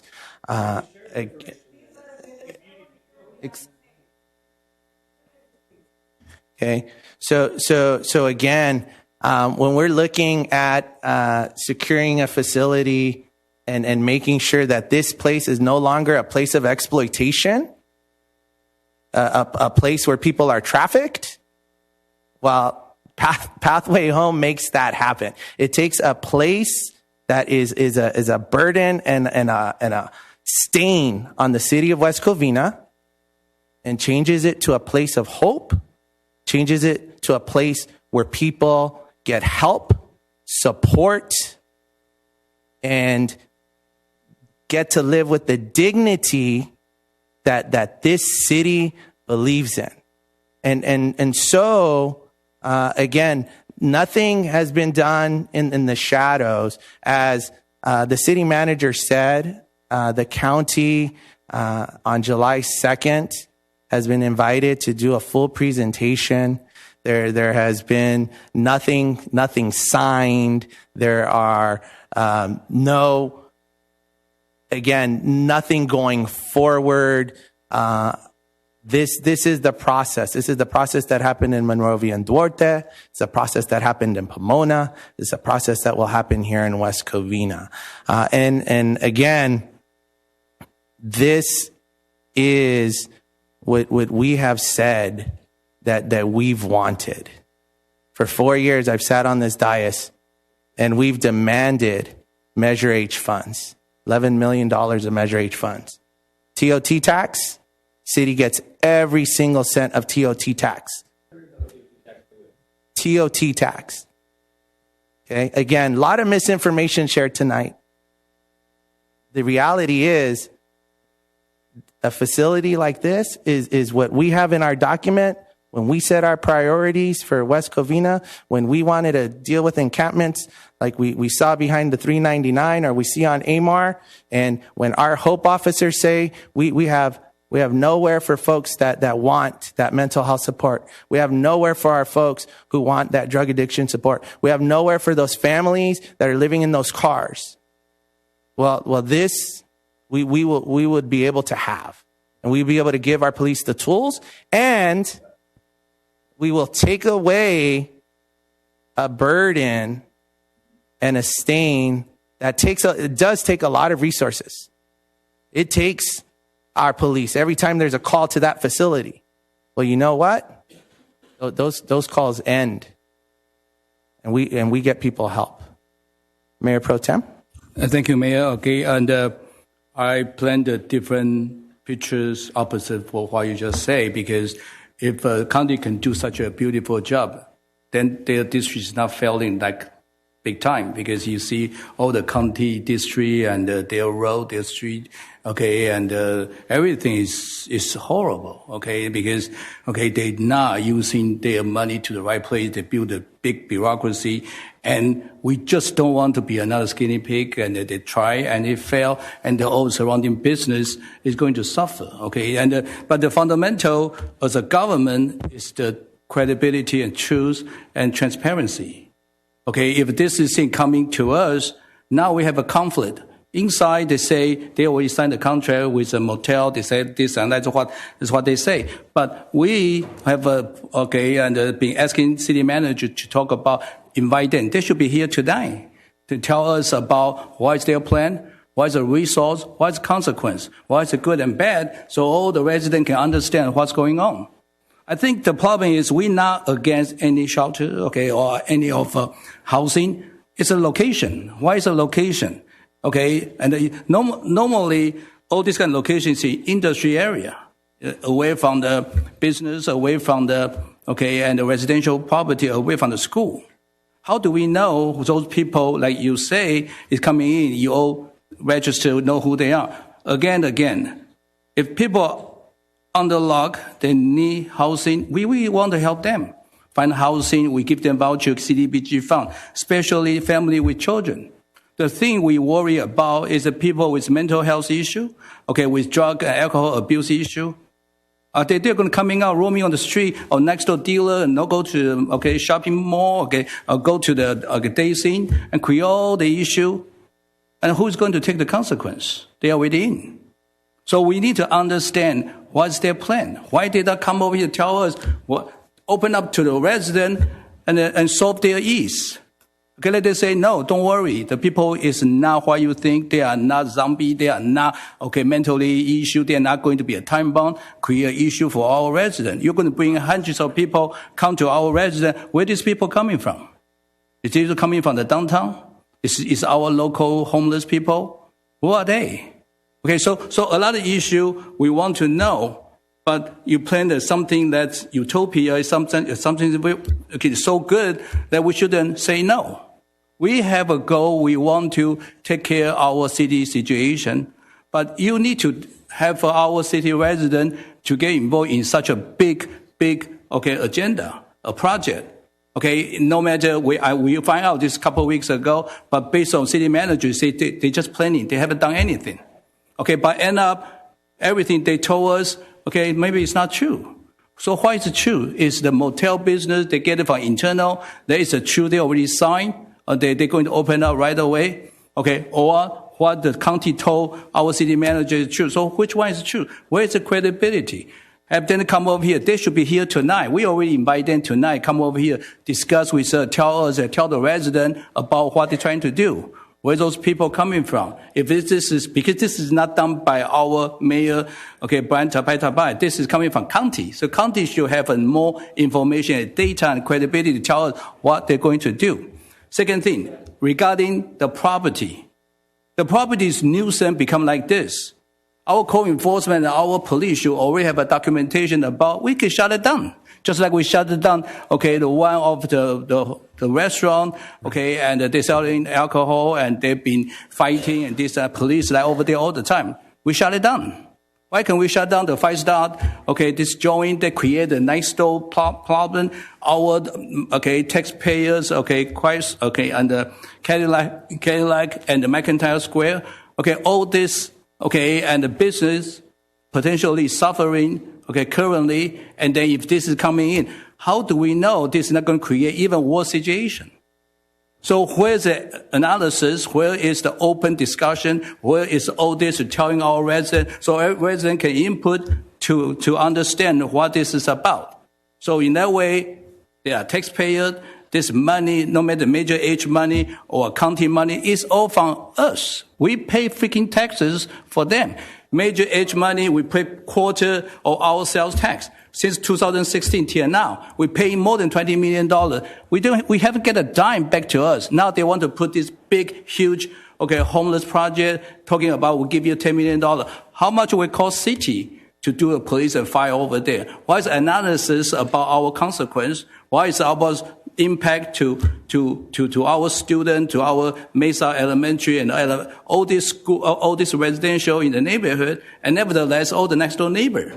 So of course they're angry. Of course they're very worried. They spend all their money and times and their effort to build their business. Okay, so how we can make sure they will feel safe?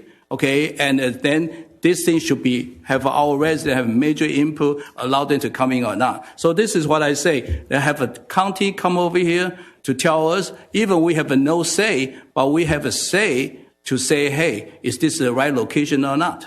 So this is what my opinion. Thank you. Before I want to respond to a few of those things. Again, I think they're all valid concerns. And a lot of those concerns and those questions, I think each one of us could have already had answered. The reality is that the county has been in communication with the city manager, and communication with the council.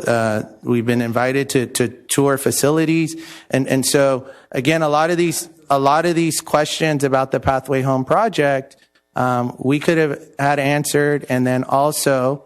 We have, as the city manager said, for July 2nd, the county is going to do an entire presentation, just as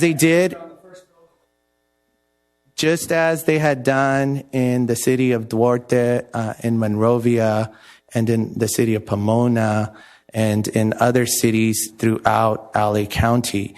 Again, I think to spread misinformation when we all have the ability to get that information. We've been invited as the elected officials to get that information, to have our questions answered.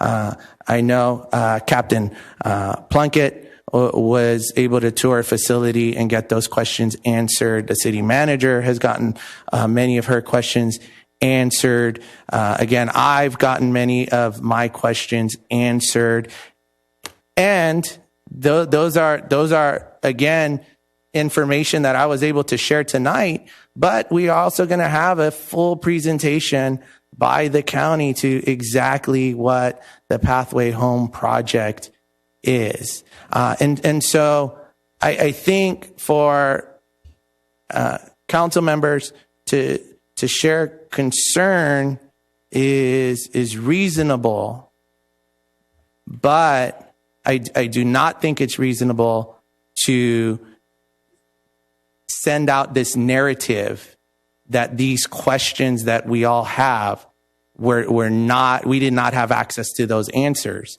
because we all did, and so again, I want to. When we're talking about transparency, that is what transparency is. It is about a county program that gets communicated. Then as a council, you make sure that the residents are notified. That is what the July 2nd meeting is for, to have that study session where people are allowed to ask questions, where all this misinformation can be dismissed, and where residents can actually hear what the plan for that Days Inn is. Or it's five star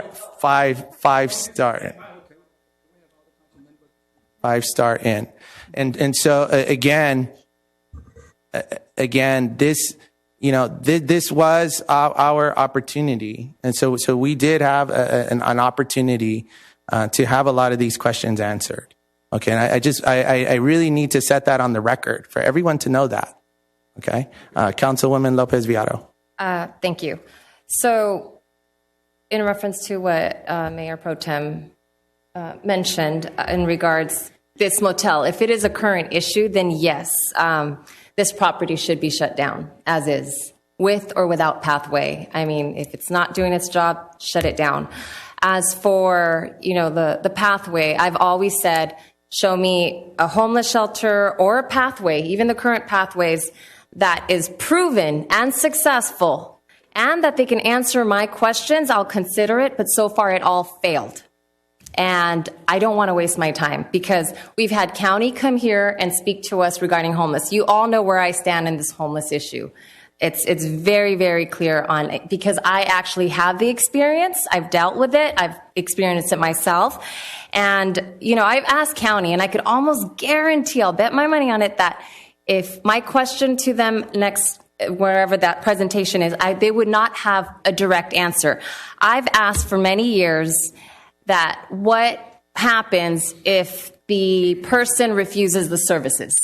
They always said, oh, we'll keep trying until they accept. I've seen people for life. They're good. They want to be out on the streets. They don't want to get the help. And I've asked, what will you do? So this is the same concept with pathways.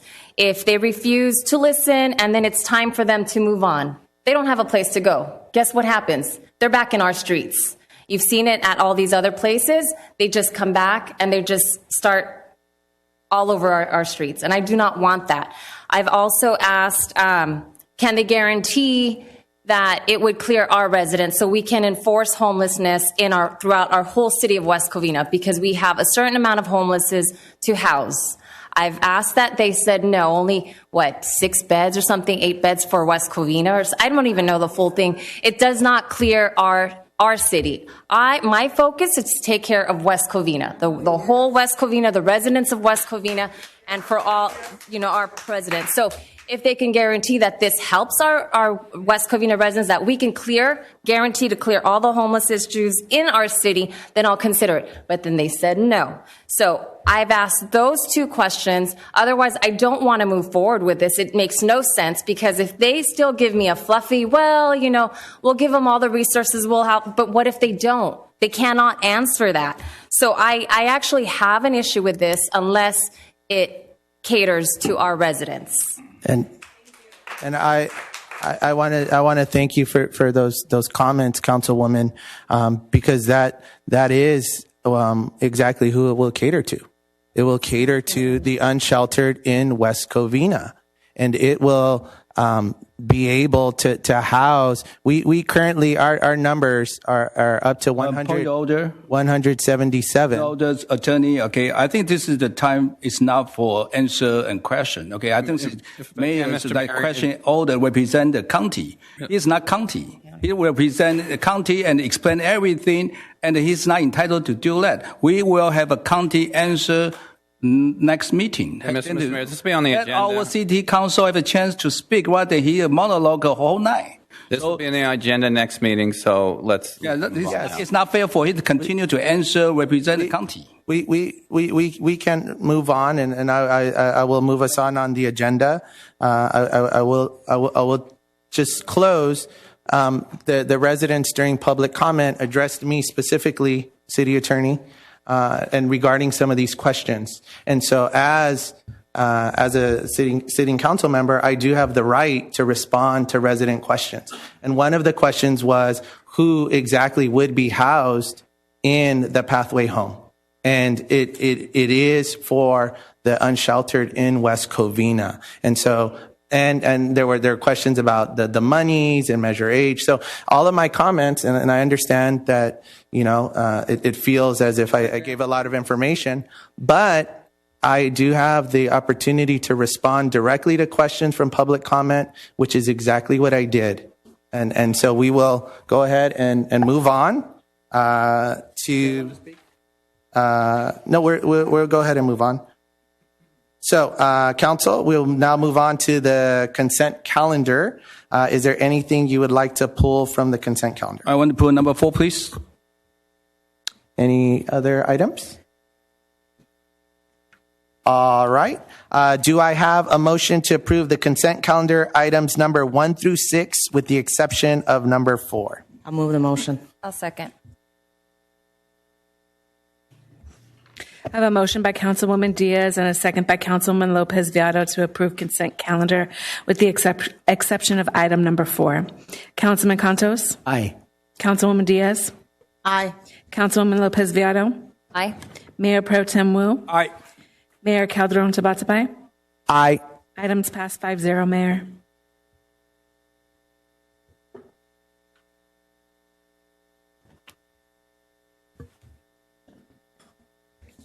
Can I say something?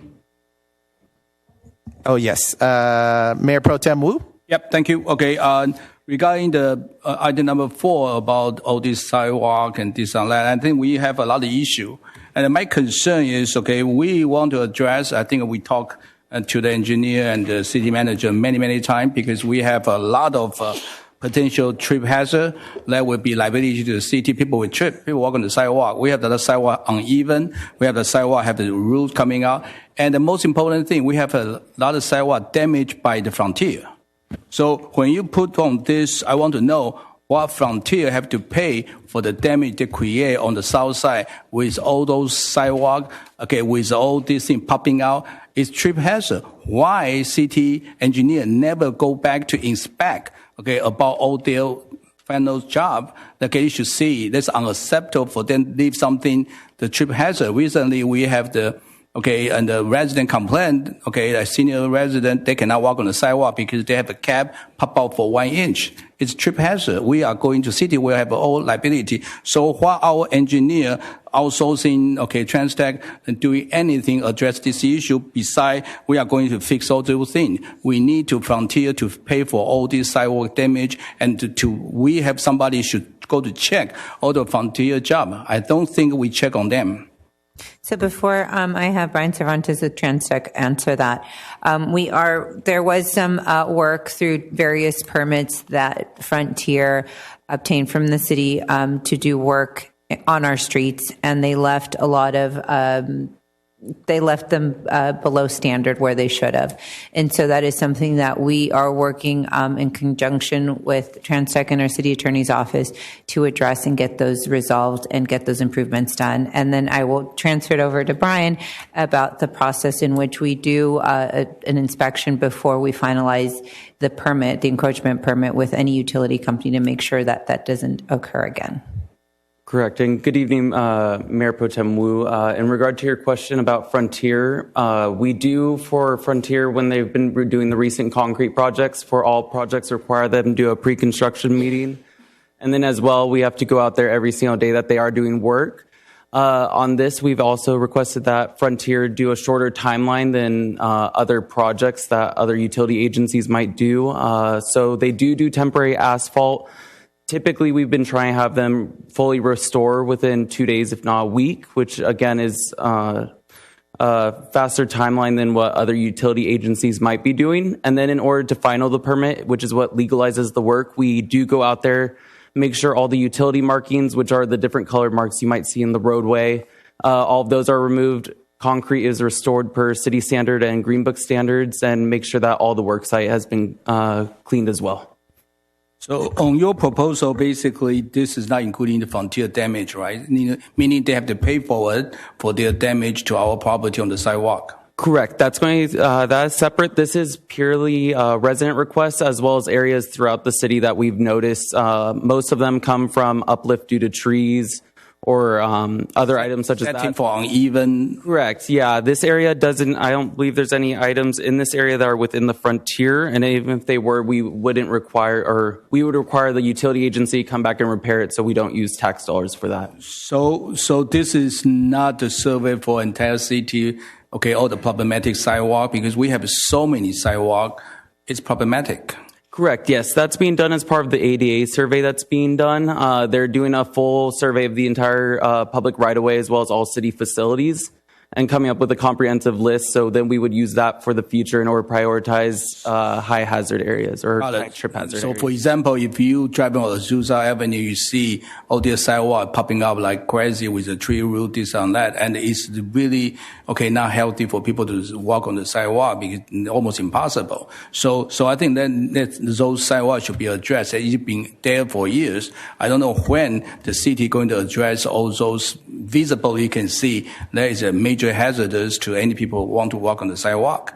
So this thing is something is kind of late, but we need to address all this sidewalk issues, especially people possible will trip on it, and meaning we are going to have a lawsuit and people even hurt themselves. We don't want people to hurt themselves, and we absolutely do not want lawsuit. So I think this is one thing, and second thing, we absolutely have to have a frontier to fix all the sidewalk damage. We need a timeline because since 2022, we are asking them to fix it. Now it's 2024, still nothing going on the south side with all the sidewalks. So we need to make sure not let them to continue to drag, and listen to their violin. We need to force them. Otherwise, we have no choice to go to lawsuit.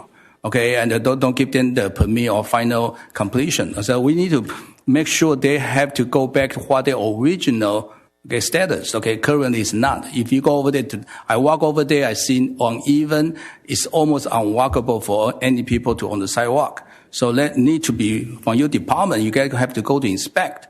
Not just approve them and they will disappear. They won't. People will get hurt. So anyway, when we are going to have entire city survey. That should be completed by the end of this year. They're currently, I believe they have one more city facility to do, and they're working on the public right-of-way, which is a larger task. Okay, thank you. Any other council members have any questions? I move the motion to approve. I second. I have a motion by Mayor Pro Tem Wu, a second by Mayor Calderon Tabatabai to approve item number 4, consideration of construction agreement for citywide sidewalk, curb and gutter repairs, projects number 21014 and 21015.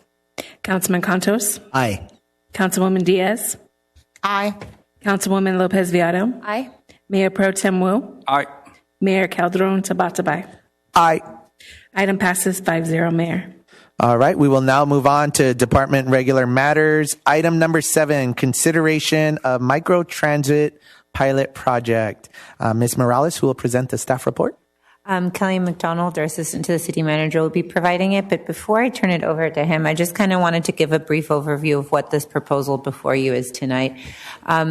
One of the complaints that we've heard, I think since former Councilmember Dyer Castellanos, was the empty shuttles driving around our community.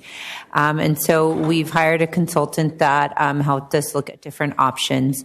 And we were able to apply for a grant that's going to give us the opportunity to bring a microtransit option or pilot program to our community. And so we are looking at doing kind of a hybrid option for transit services in our community to see which transit option our residents really utilize more. And so what we're proposing tonight is for approval of this grant opportunity to do a 1-year pilot program for microtransit, which would be on the northern portion of the city. And the microtransit is kind of like a ride share, but shared with other individuals, where an Uber, Lyft, you order it and it's an individual ride. We would keep the Green Line Go West shuttle. That is the one with the highest ridership in the community, so we would keep that line. And then we would keep the Dial-A-Ride and the Move West Covina Uber service for those individuals 55 and over. And then we would look at adding an Uber service for all residents on the weekends, so that individuals could utilize that when we don't have the other shuttle services or transit services available. And so then I will turn it over to Kelly. That's a good summation. I don't think I need to present. Thank you. This matter concerns the consideration of a microtransit program. The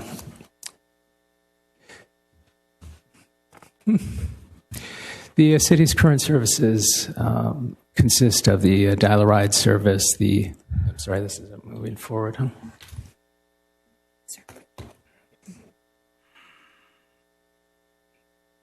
Thanks.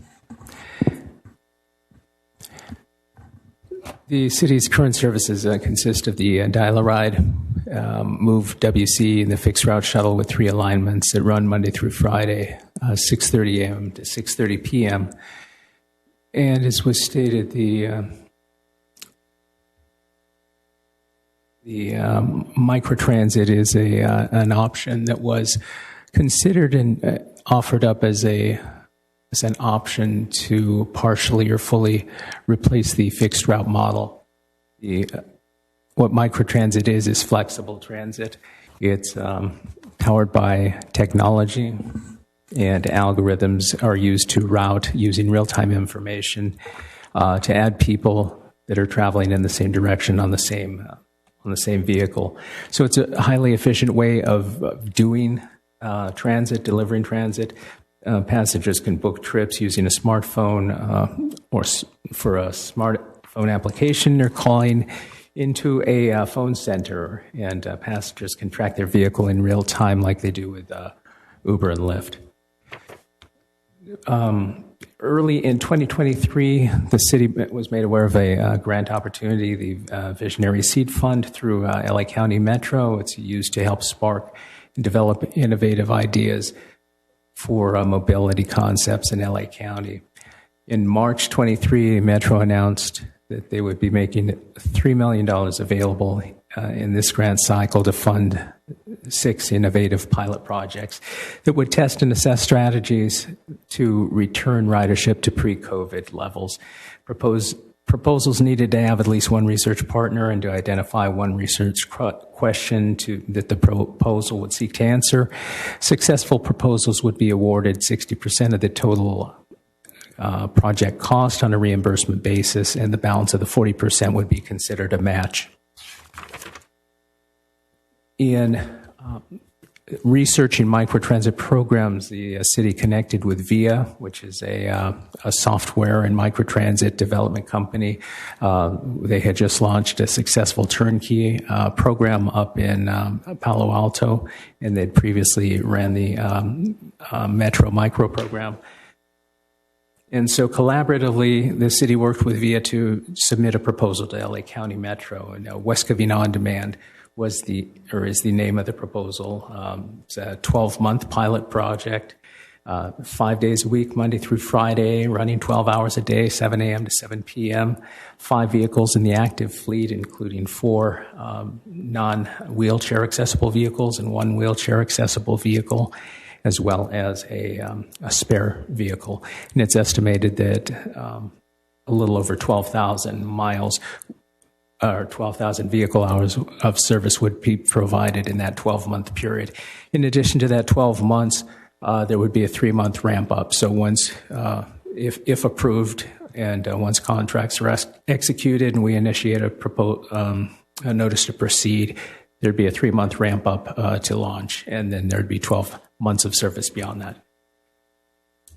The turnkey operation contractor would provide routing software, a dedicated mobile app in iOS and Android format, a call-in center manned by representatives during operating hours, vehicles, drivers work with the city to have branding of the mobile apps as well as the vehicles, and marketing material. Equity was a big part of the grant criteria. As such, the proposal proposed to improve accessibility for the transit-dependent populations by offering discounts for disadvantaged communities and accessibility for riders without access to credit cards and bank accounts, or those without smartphones. It also would provide a accessible rider app designed in accordance with ADA and WCAG 2.0 standards.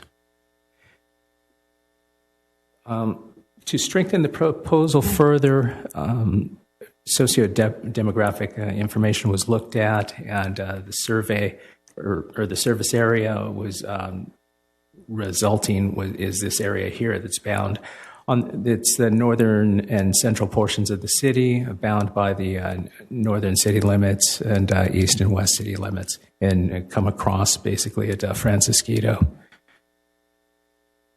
And in addition to that service area, we would connect to the Metrolink stations in Covina and Baldwin Park. Travel to and from those stations originating, terminating in West Covina would be eligible under this program. The total project cost is estimated at approximately $1.1 million. Again, the grant was for $659,020, and that's the 60% that we'd be able to get reimbursed. And looking at fares, because of the interest in increasing the ridership, the staff is proposing no fare during the term of this pilot, the 12-month period. Just for example, these are the current fares for service in the city's transit system: $1 per boarding, 50 cents for the Go West Shuttle and Dial-A-Ride, 50 cents per boarding Go West Shuttle and Dial-A-Ride for seniors, $3 per ride on the Move WC Uber program. And just another example is the Metro Micro, which is another microtransit program, recently increased its fee to $250. But that's the base fare. There are a lot of different discounts for different populations: students, seniors, disabled, and so forth. So there are a couple of agreements that we're asking to be approved. The VSF grant with Metro, as well as the VIA contract VIA to provide this turnkey service, and we are proposing to piggyback off of the procurement process done by Kings County and Washington, state of Washington. And again, it would be a 3-month ramp up on notice to proceed. And also we had talked about the proposed model of service delivery.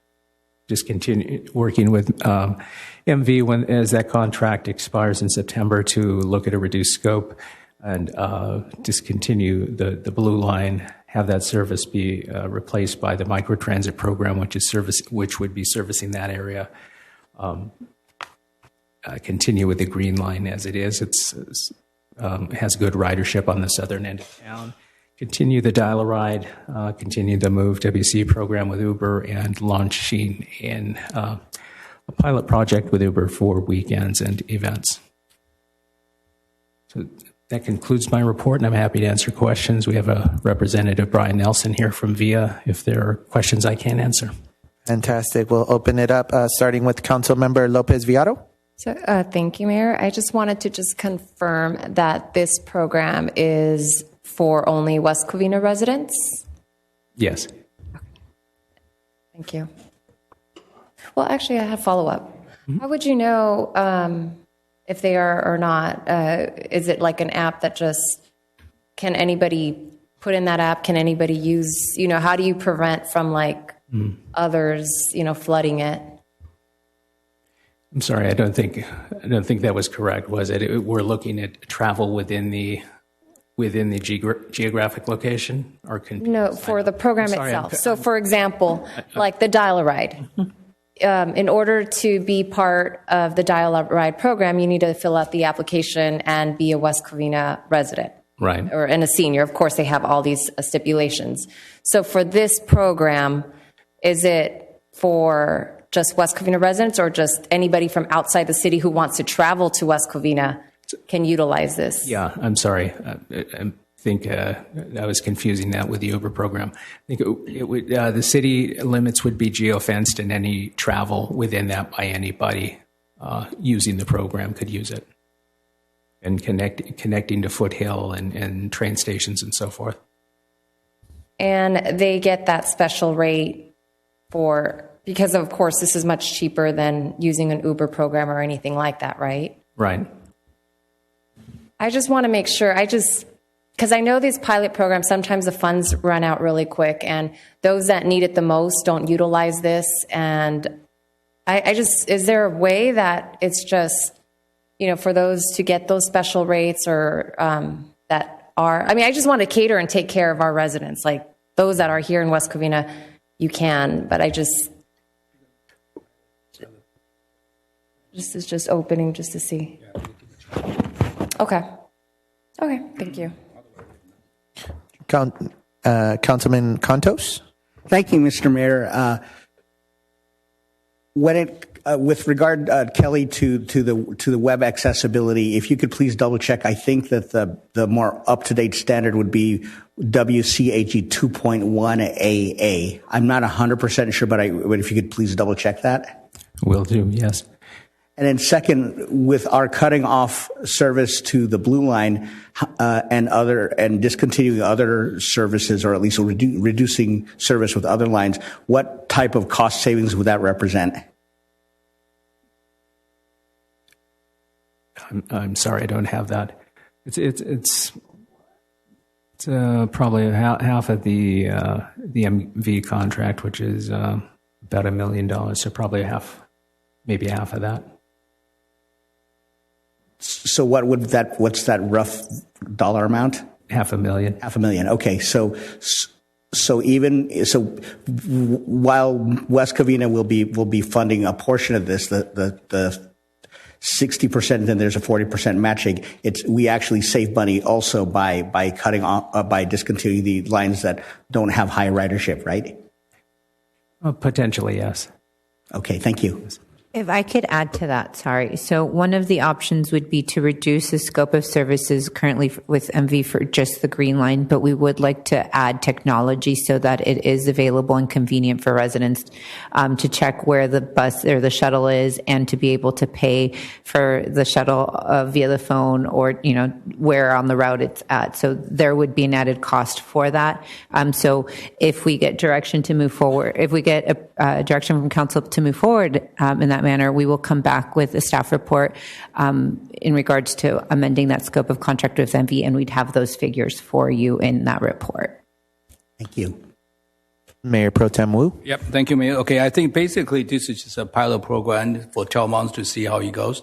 I think we've been working on this for, I don't know how many years, 3 years, 4 years. Okay, we're talking about empty buses running around our city, and a lot of people are not happy about the empty buses running around and doing nothing. So in that way, we want to have some kind of a transportation action plan for West Covina. How can we move people around? So I think I not quite, okay, to get entire picture, but I think what we need to have is the promotion, okay, promotion to let people understand which two line, where to go to where, and then also so-called the Uber, okay, the app, how to help some senior like me, how to register Uber. You might have to hold my hand for that. Okay, so that we can use the Uber, okay, and yeah, no, I know. I just want to drive myself. Okay, so but and how to share drive, okay, share ride and dial ride, and all make a transportation networking. That all this network will have people to utilize in our city, but this need to. Most important thing, the promotion, okay, and how we promote all this route, all this, okay, transportation for people to use. So I think that is the major issue for people to understand what we have. Dial ride, that if people living on the border, we can still allow them, the senior can go to off our city limit for 3 miles, right? As I remember, 3 miles, so they can still do shopping or go to their doctor, okay, and the appointment. And if within the city, Uber only allow within our city limit, so you will get some discount. So I think this is all have to provide something easy to understand, okay, and provide to all the residents, because now it's true. A lot of people is not driving; they're taking buses, okay, and a lot of senior they don't drive, or a lot of people they prefer maybe using a mass transportation. So how can we provide this for them? I think more and more is how do we sell this thing out and have people really utilize. Okay, and so I will move the motion to approve for the 12 months for pilot program. Second. Okay. Before we do roll call, I know Councilwoman Lopez Viado had another question, and then Councilwoman Diaz also, I believe, had a question and comment. Would you like to go first? Yes. Councilwoman Diaz? Thank you, Mayor. I just want to say thank you for doing this. I think that it's another great program that our seniors and our residents of West Covina can use. And because it's a pilot program, I think it would be great to find out what the outcome will be. And so anyways, thank you. That's all. Councilman Lopez Viado. Well, thank you. I just want to say thank you. I'm glad this is moving forward, and I am 100% support of this. I appreciate that they address the equity because, of course, the discounts for disadvantaged communities, the accessible riders who don't have credit cards and bank statements. I know a few, so that will be addressed. And then riders without smartphones and the ADA. But for this, is there a live person to help, like how to upload the app or show them how to use it in person? Yes. Yes, be able to call in, or are there promotional things? I think, and once the staff is able to, becomes familiar with that, we'd be able to help folks as well. And if you could create a video so that, we can share it, move it along. And then with this pilot program, I know it's 1 year, and there are funds that are attached to this. Is it one complete year or until the funds run out? So one complete year. One complete. So even if we pass the funds of usage, we can still finish a complete year. So the funds cover the cost of the service, and so Kelly, if I'm wrong, right. But it doesn't depend on the rides because there's no fee associated with the rides. Okay, as long as it's marketed and to show them how to use technology, that would be greatly appreciated. But other than that, thank you. Thank you. Yes, it's a targeted for year, and we're recommending no fee. If we find that usage is really exploding, potentially we come back after a reevaluation and present that to the City Council for consideration. Okay, thank you. And then if I could just clarify, so part of the recommendation that we're seeking tonight is provide direction on moving forward with reducing the scope down to the green shuttle only for the Go West with MV. If that's the direction given, we'll come back to council, as I mentioned, with a staff report. Okay, so we already have a motion and a second. So that's covered in that. Recommendation? Yes. Okay. Okay. So yes. Right. Real quick before we do roll call, I am excited to see that the connectivity with things like Waze, so people know times and when they'll be able to travel and do mass transit. I think that's something that has been missing in our city. So excited to see that. All right. Assistant City Clerk, roll call, please. I have a motion by Mayor Pro Tem Wu, a second by Councilman Contos to approve item number 7 as recommended, consideration of microtransit pilot project. Councilman Contos? Aye. Councilwoman Diaz? Aye. Councilwoman Lopez Viado? Aye. Mayor Pro Tem Wu? Aye. Mayor Calderon Tabatabay? Aye. Item passes 5-0, Mayor. All right. We will now move to City Council reports. Are there any AB 1234 conference and meeting reports? All right. Do we have any City Council requests? I have. Mayor Pro Tem Wu? Yeah, thank you, Mayor. Okay, I think tonight we talk about a lot of 5-star issue, and I want to have a Mother May I regarding the city looking to potentially shut down the operation of 5-star with about their okay, and so many of police call and this and nuisance to next door neighbor and the neighborhood surrounding, just like our restaurant on the Valinda, same situation. So city should have the right reserve, okay, to take a legal issue to shut it down. And also, okay, I want to make sure next in the meeting where county come over here to talk about their pathway home, I want to have input from our resident. So if a resident do not agree and they still want to force to coming in, I want the city look into any legal issue we can against the county for this or for us to have it and to potentially destroy our community and neighborhood. So this is my Mother May I. I definitely second. Any objection? Yes. So I'll take roll call just to be clear.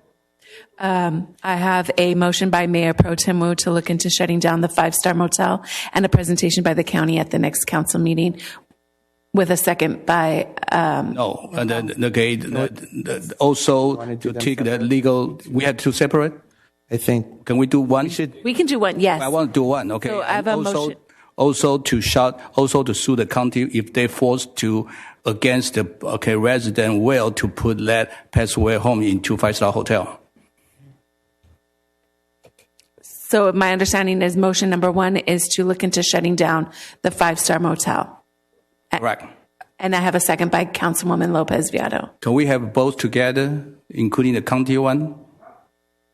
Yes. Can we? So that including the county, we will take legal action against county if they force us to have that. Yes. Okay. Councilman Contos? Aye. Councilwoman Rosario Diaz? Aye. Councilwoman Lopez Viado? Aye. Mayor Pro Tem Wu? Aye.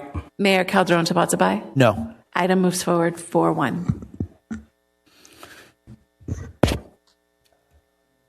Thank you, Mr. Mayor.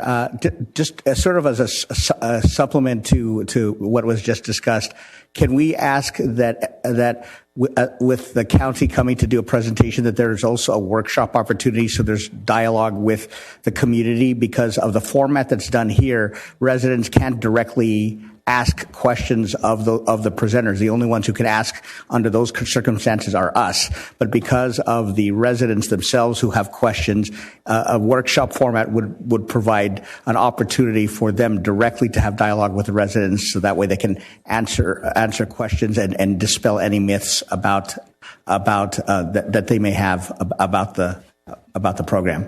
And I definitely second that, so that the residents, whatever questions they may have, can be answered when they present for the future. So yes, I second Councilman Cantos. I have a second. Is there objection? Can you make sure that this workshop occurs prior to the presentation? So I know that you have I won't be able to guarantee that. I'd have to check the availability with the county to see if they will hold that kind of workshop meeting, and then B, if we could schedule it before the July 2nd meeting. So then the second, to add on to Councilman Cantos, in case county does not want to hold this workshop, then can we make sure the residents are aware of this? And if they have any preliminary questions, to just send it in to the city so that we can address, the council can also look over these questions so that we can ask them. I will follow up with the county. If they're not able to accommodate that request, we can include it in the presentation July 2nd. Residents are always welcome to submit questions or requests to the council before the council meeting, so they already have that avenue that they can submit questions. But would the presentation be shown on the agenda? Or would the presentation just be known the day of? I just want to make sure that for the next... We will... Staff's presentation will be available when the agenda is posted. I will work with the county and see what they'll be able to provide for the July 2nd meeting. Perfect. Thank you. Councilman Contos? Thank you, Mr. Mayor. Would it be possible to ask that there be a workshopping format prior to a presentation here at council, and if the county is not able to accommodate because of the notice, that there be a slight delay in having the presentation at council until we have a workshop format first, to allow residents to come to have a dialogue with the representatives directly? I just say this because based on experience with county presenting, when it comes down to questions, they just don't want to answer it. So I'm also basing it on what we've seen in previous years and experience. So I just want to make sure residents are heard. Councilman Contes, I can ask the county if they're available to do it. July 2nd, I know we're having our council meeting here, but that comes real quick. That means we have to get the workshop meeting next week. So I will have to check the availability of the county to see if they're able to accommodate that request before this July 2nd meeting. Excuse me? Mayor Pro Tem Wu? I think that the Mother Mayor is very simple. We invite them. Okay, we want to have a workshop, okay, prior to our meeting. and we invite them to present this. If they say no, nothing we can do, but at least we try. So I think the Madam Mayor is we invite the county to have a workshop for our residents to participate so they can give them a Q&A. Yeah, we can invite them. Yeah. So and then we will see what they say. If they're willing with a courtesy and sincerity, then they should come over here and tell how good this thing is. Okay. And to smooth the resident concern, especially the people own business next to them. So that is what Councilman Canto want, right? Mr. Mayor? Councilman Cantos. Yes, I really would strongly prefer that we have a workshop prior in order to give residents that opportunity for direct dialogue. And if the county is not able to accommodate, then my sentiment and as a thought is that we delay the presentation at council until which time a workshop can take place first.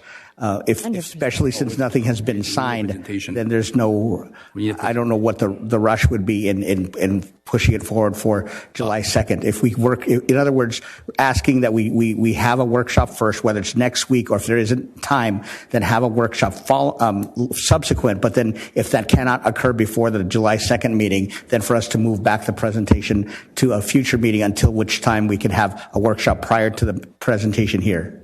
Mayor Pro Tem Wu. Thank you, Mayor. Okay, I think we don't have too much time to waste. Okay, we need this transparency. We need them to come here to present to us. Okay, we need them to do it ASAP because supposedly today they should come over here. They refuse to come. So we say, okay, next meeting was the first meeting of July. If we give them excuses, they can drag and forever and they can certainly already move in. Okay, so we need them to do this thing ASAP for transparency, for our resident, our business owner can have a chance to question. Okay, and if we invite them, if they refuse to come, we cannot force them to come over here. If they don't want to force a resident, okay, they don't want to face a resident, nothing we can do. Okay, but at least, okay, hopefully they will show up next meeting. We cannot guarantee they will show up next meeting. Okay, so that's why we reserve the right to sue them if they are going to force this into our throat. So my point is, let's get this Madam AI, have a city to invite them to come, but we want to set up the presentation for next meeting. We want them to tell us, I have a lot of questions I want to ask them. So hopefully this thing can clarify have they signed the contract yet? Or they do anything? What are they planning to do? We don't know nothing. They don't share with us with anything. Okay, so in that way, they just, stone in, and they do what they want to do. And they don't give a damn about what we think. Okay, so in that way, we can do is, if they don't give us a proper of a disclosure or all this, okay, and transparency, then we have no choice taken to court. So anyway, I will support you, Madam Mayor, to invite them to do a workshop. Mr. Mayor, to Councilman Cantos. Again, it's not just in transparency, but it's to give residents a direct opportunity. If the presentation is done prior to the opportunity for the residents to have direct dialogue with them, then that would be an exercise in futility because that would mean that there would be no way for the residents to ask the county officials directly.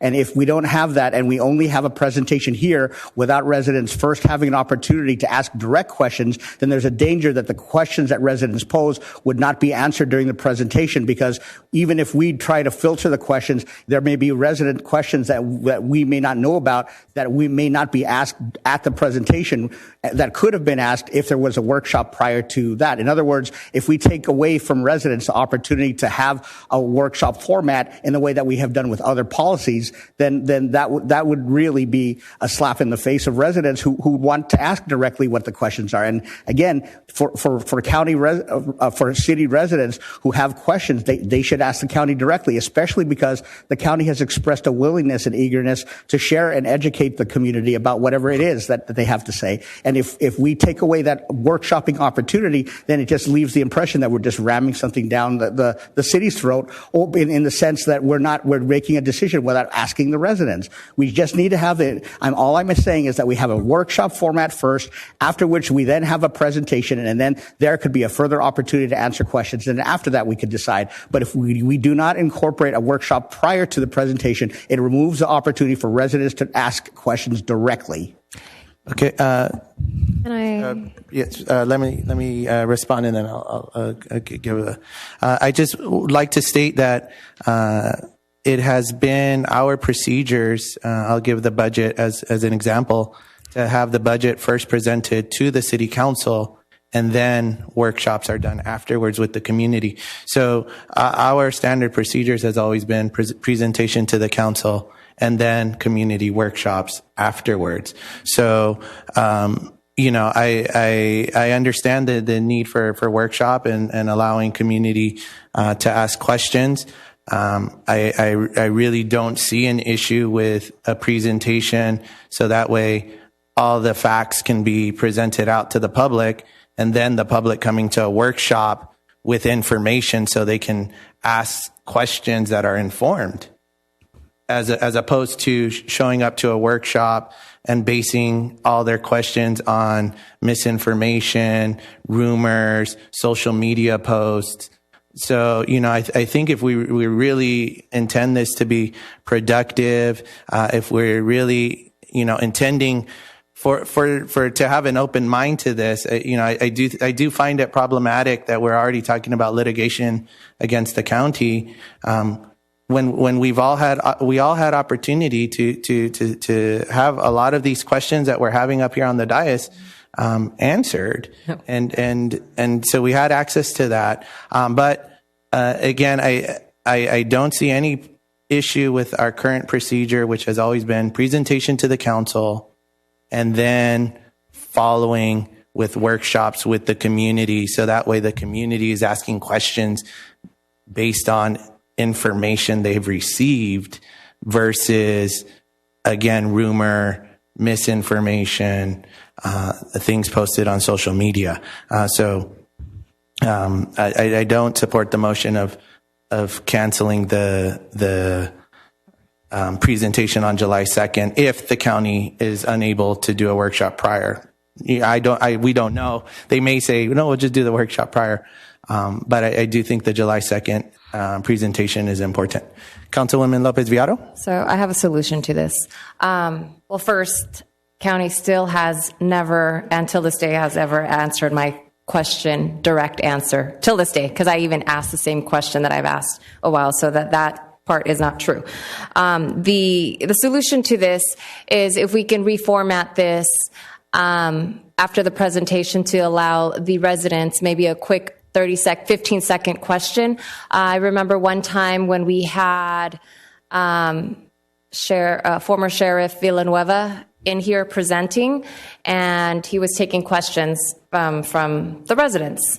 So to cover both sides, have the presentation, and also to fulfill Councilman Cantos's request, if we can allow a format where residents are able to ask a quick question, or if they can write it down and just have it read to our city clerk, so that those after the presentation, we can still fulfill our residents' requests and have their questions answered. I accept as a friendly amendment. So it's a substitute motion?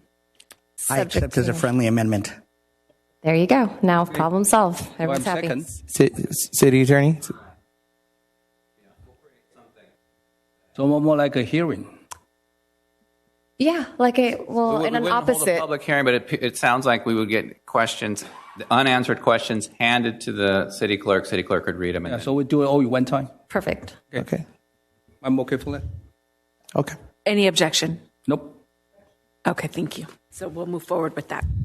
Okay. Any other requests? Okay. Any city council comments? All right. Seeing none, do I have a motion to adjourn? Motion. We are adjourned. Have a good night, everyone. Happy Juneteenth. Oh, Mayor, I forgot to mention that.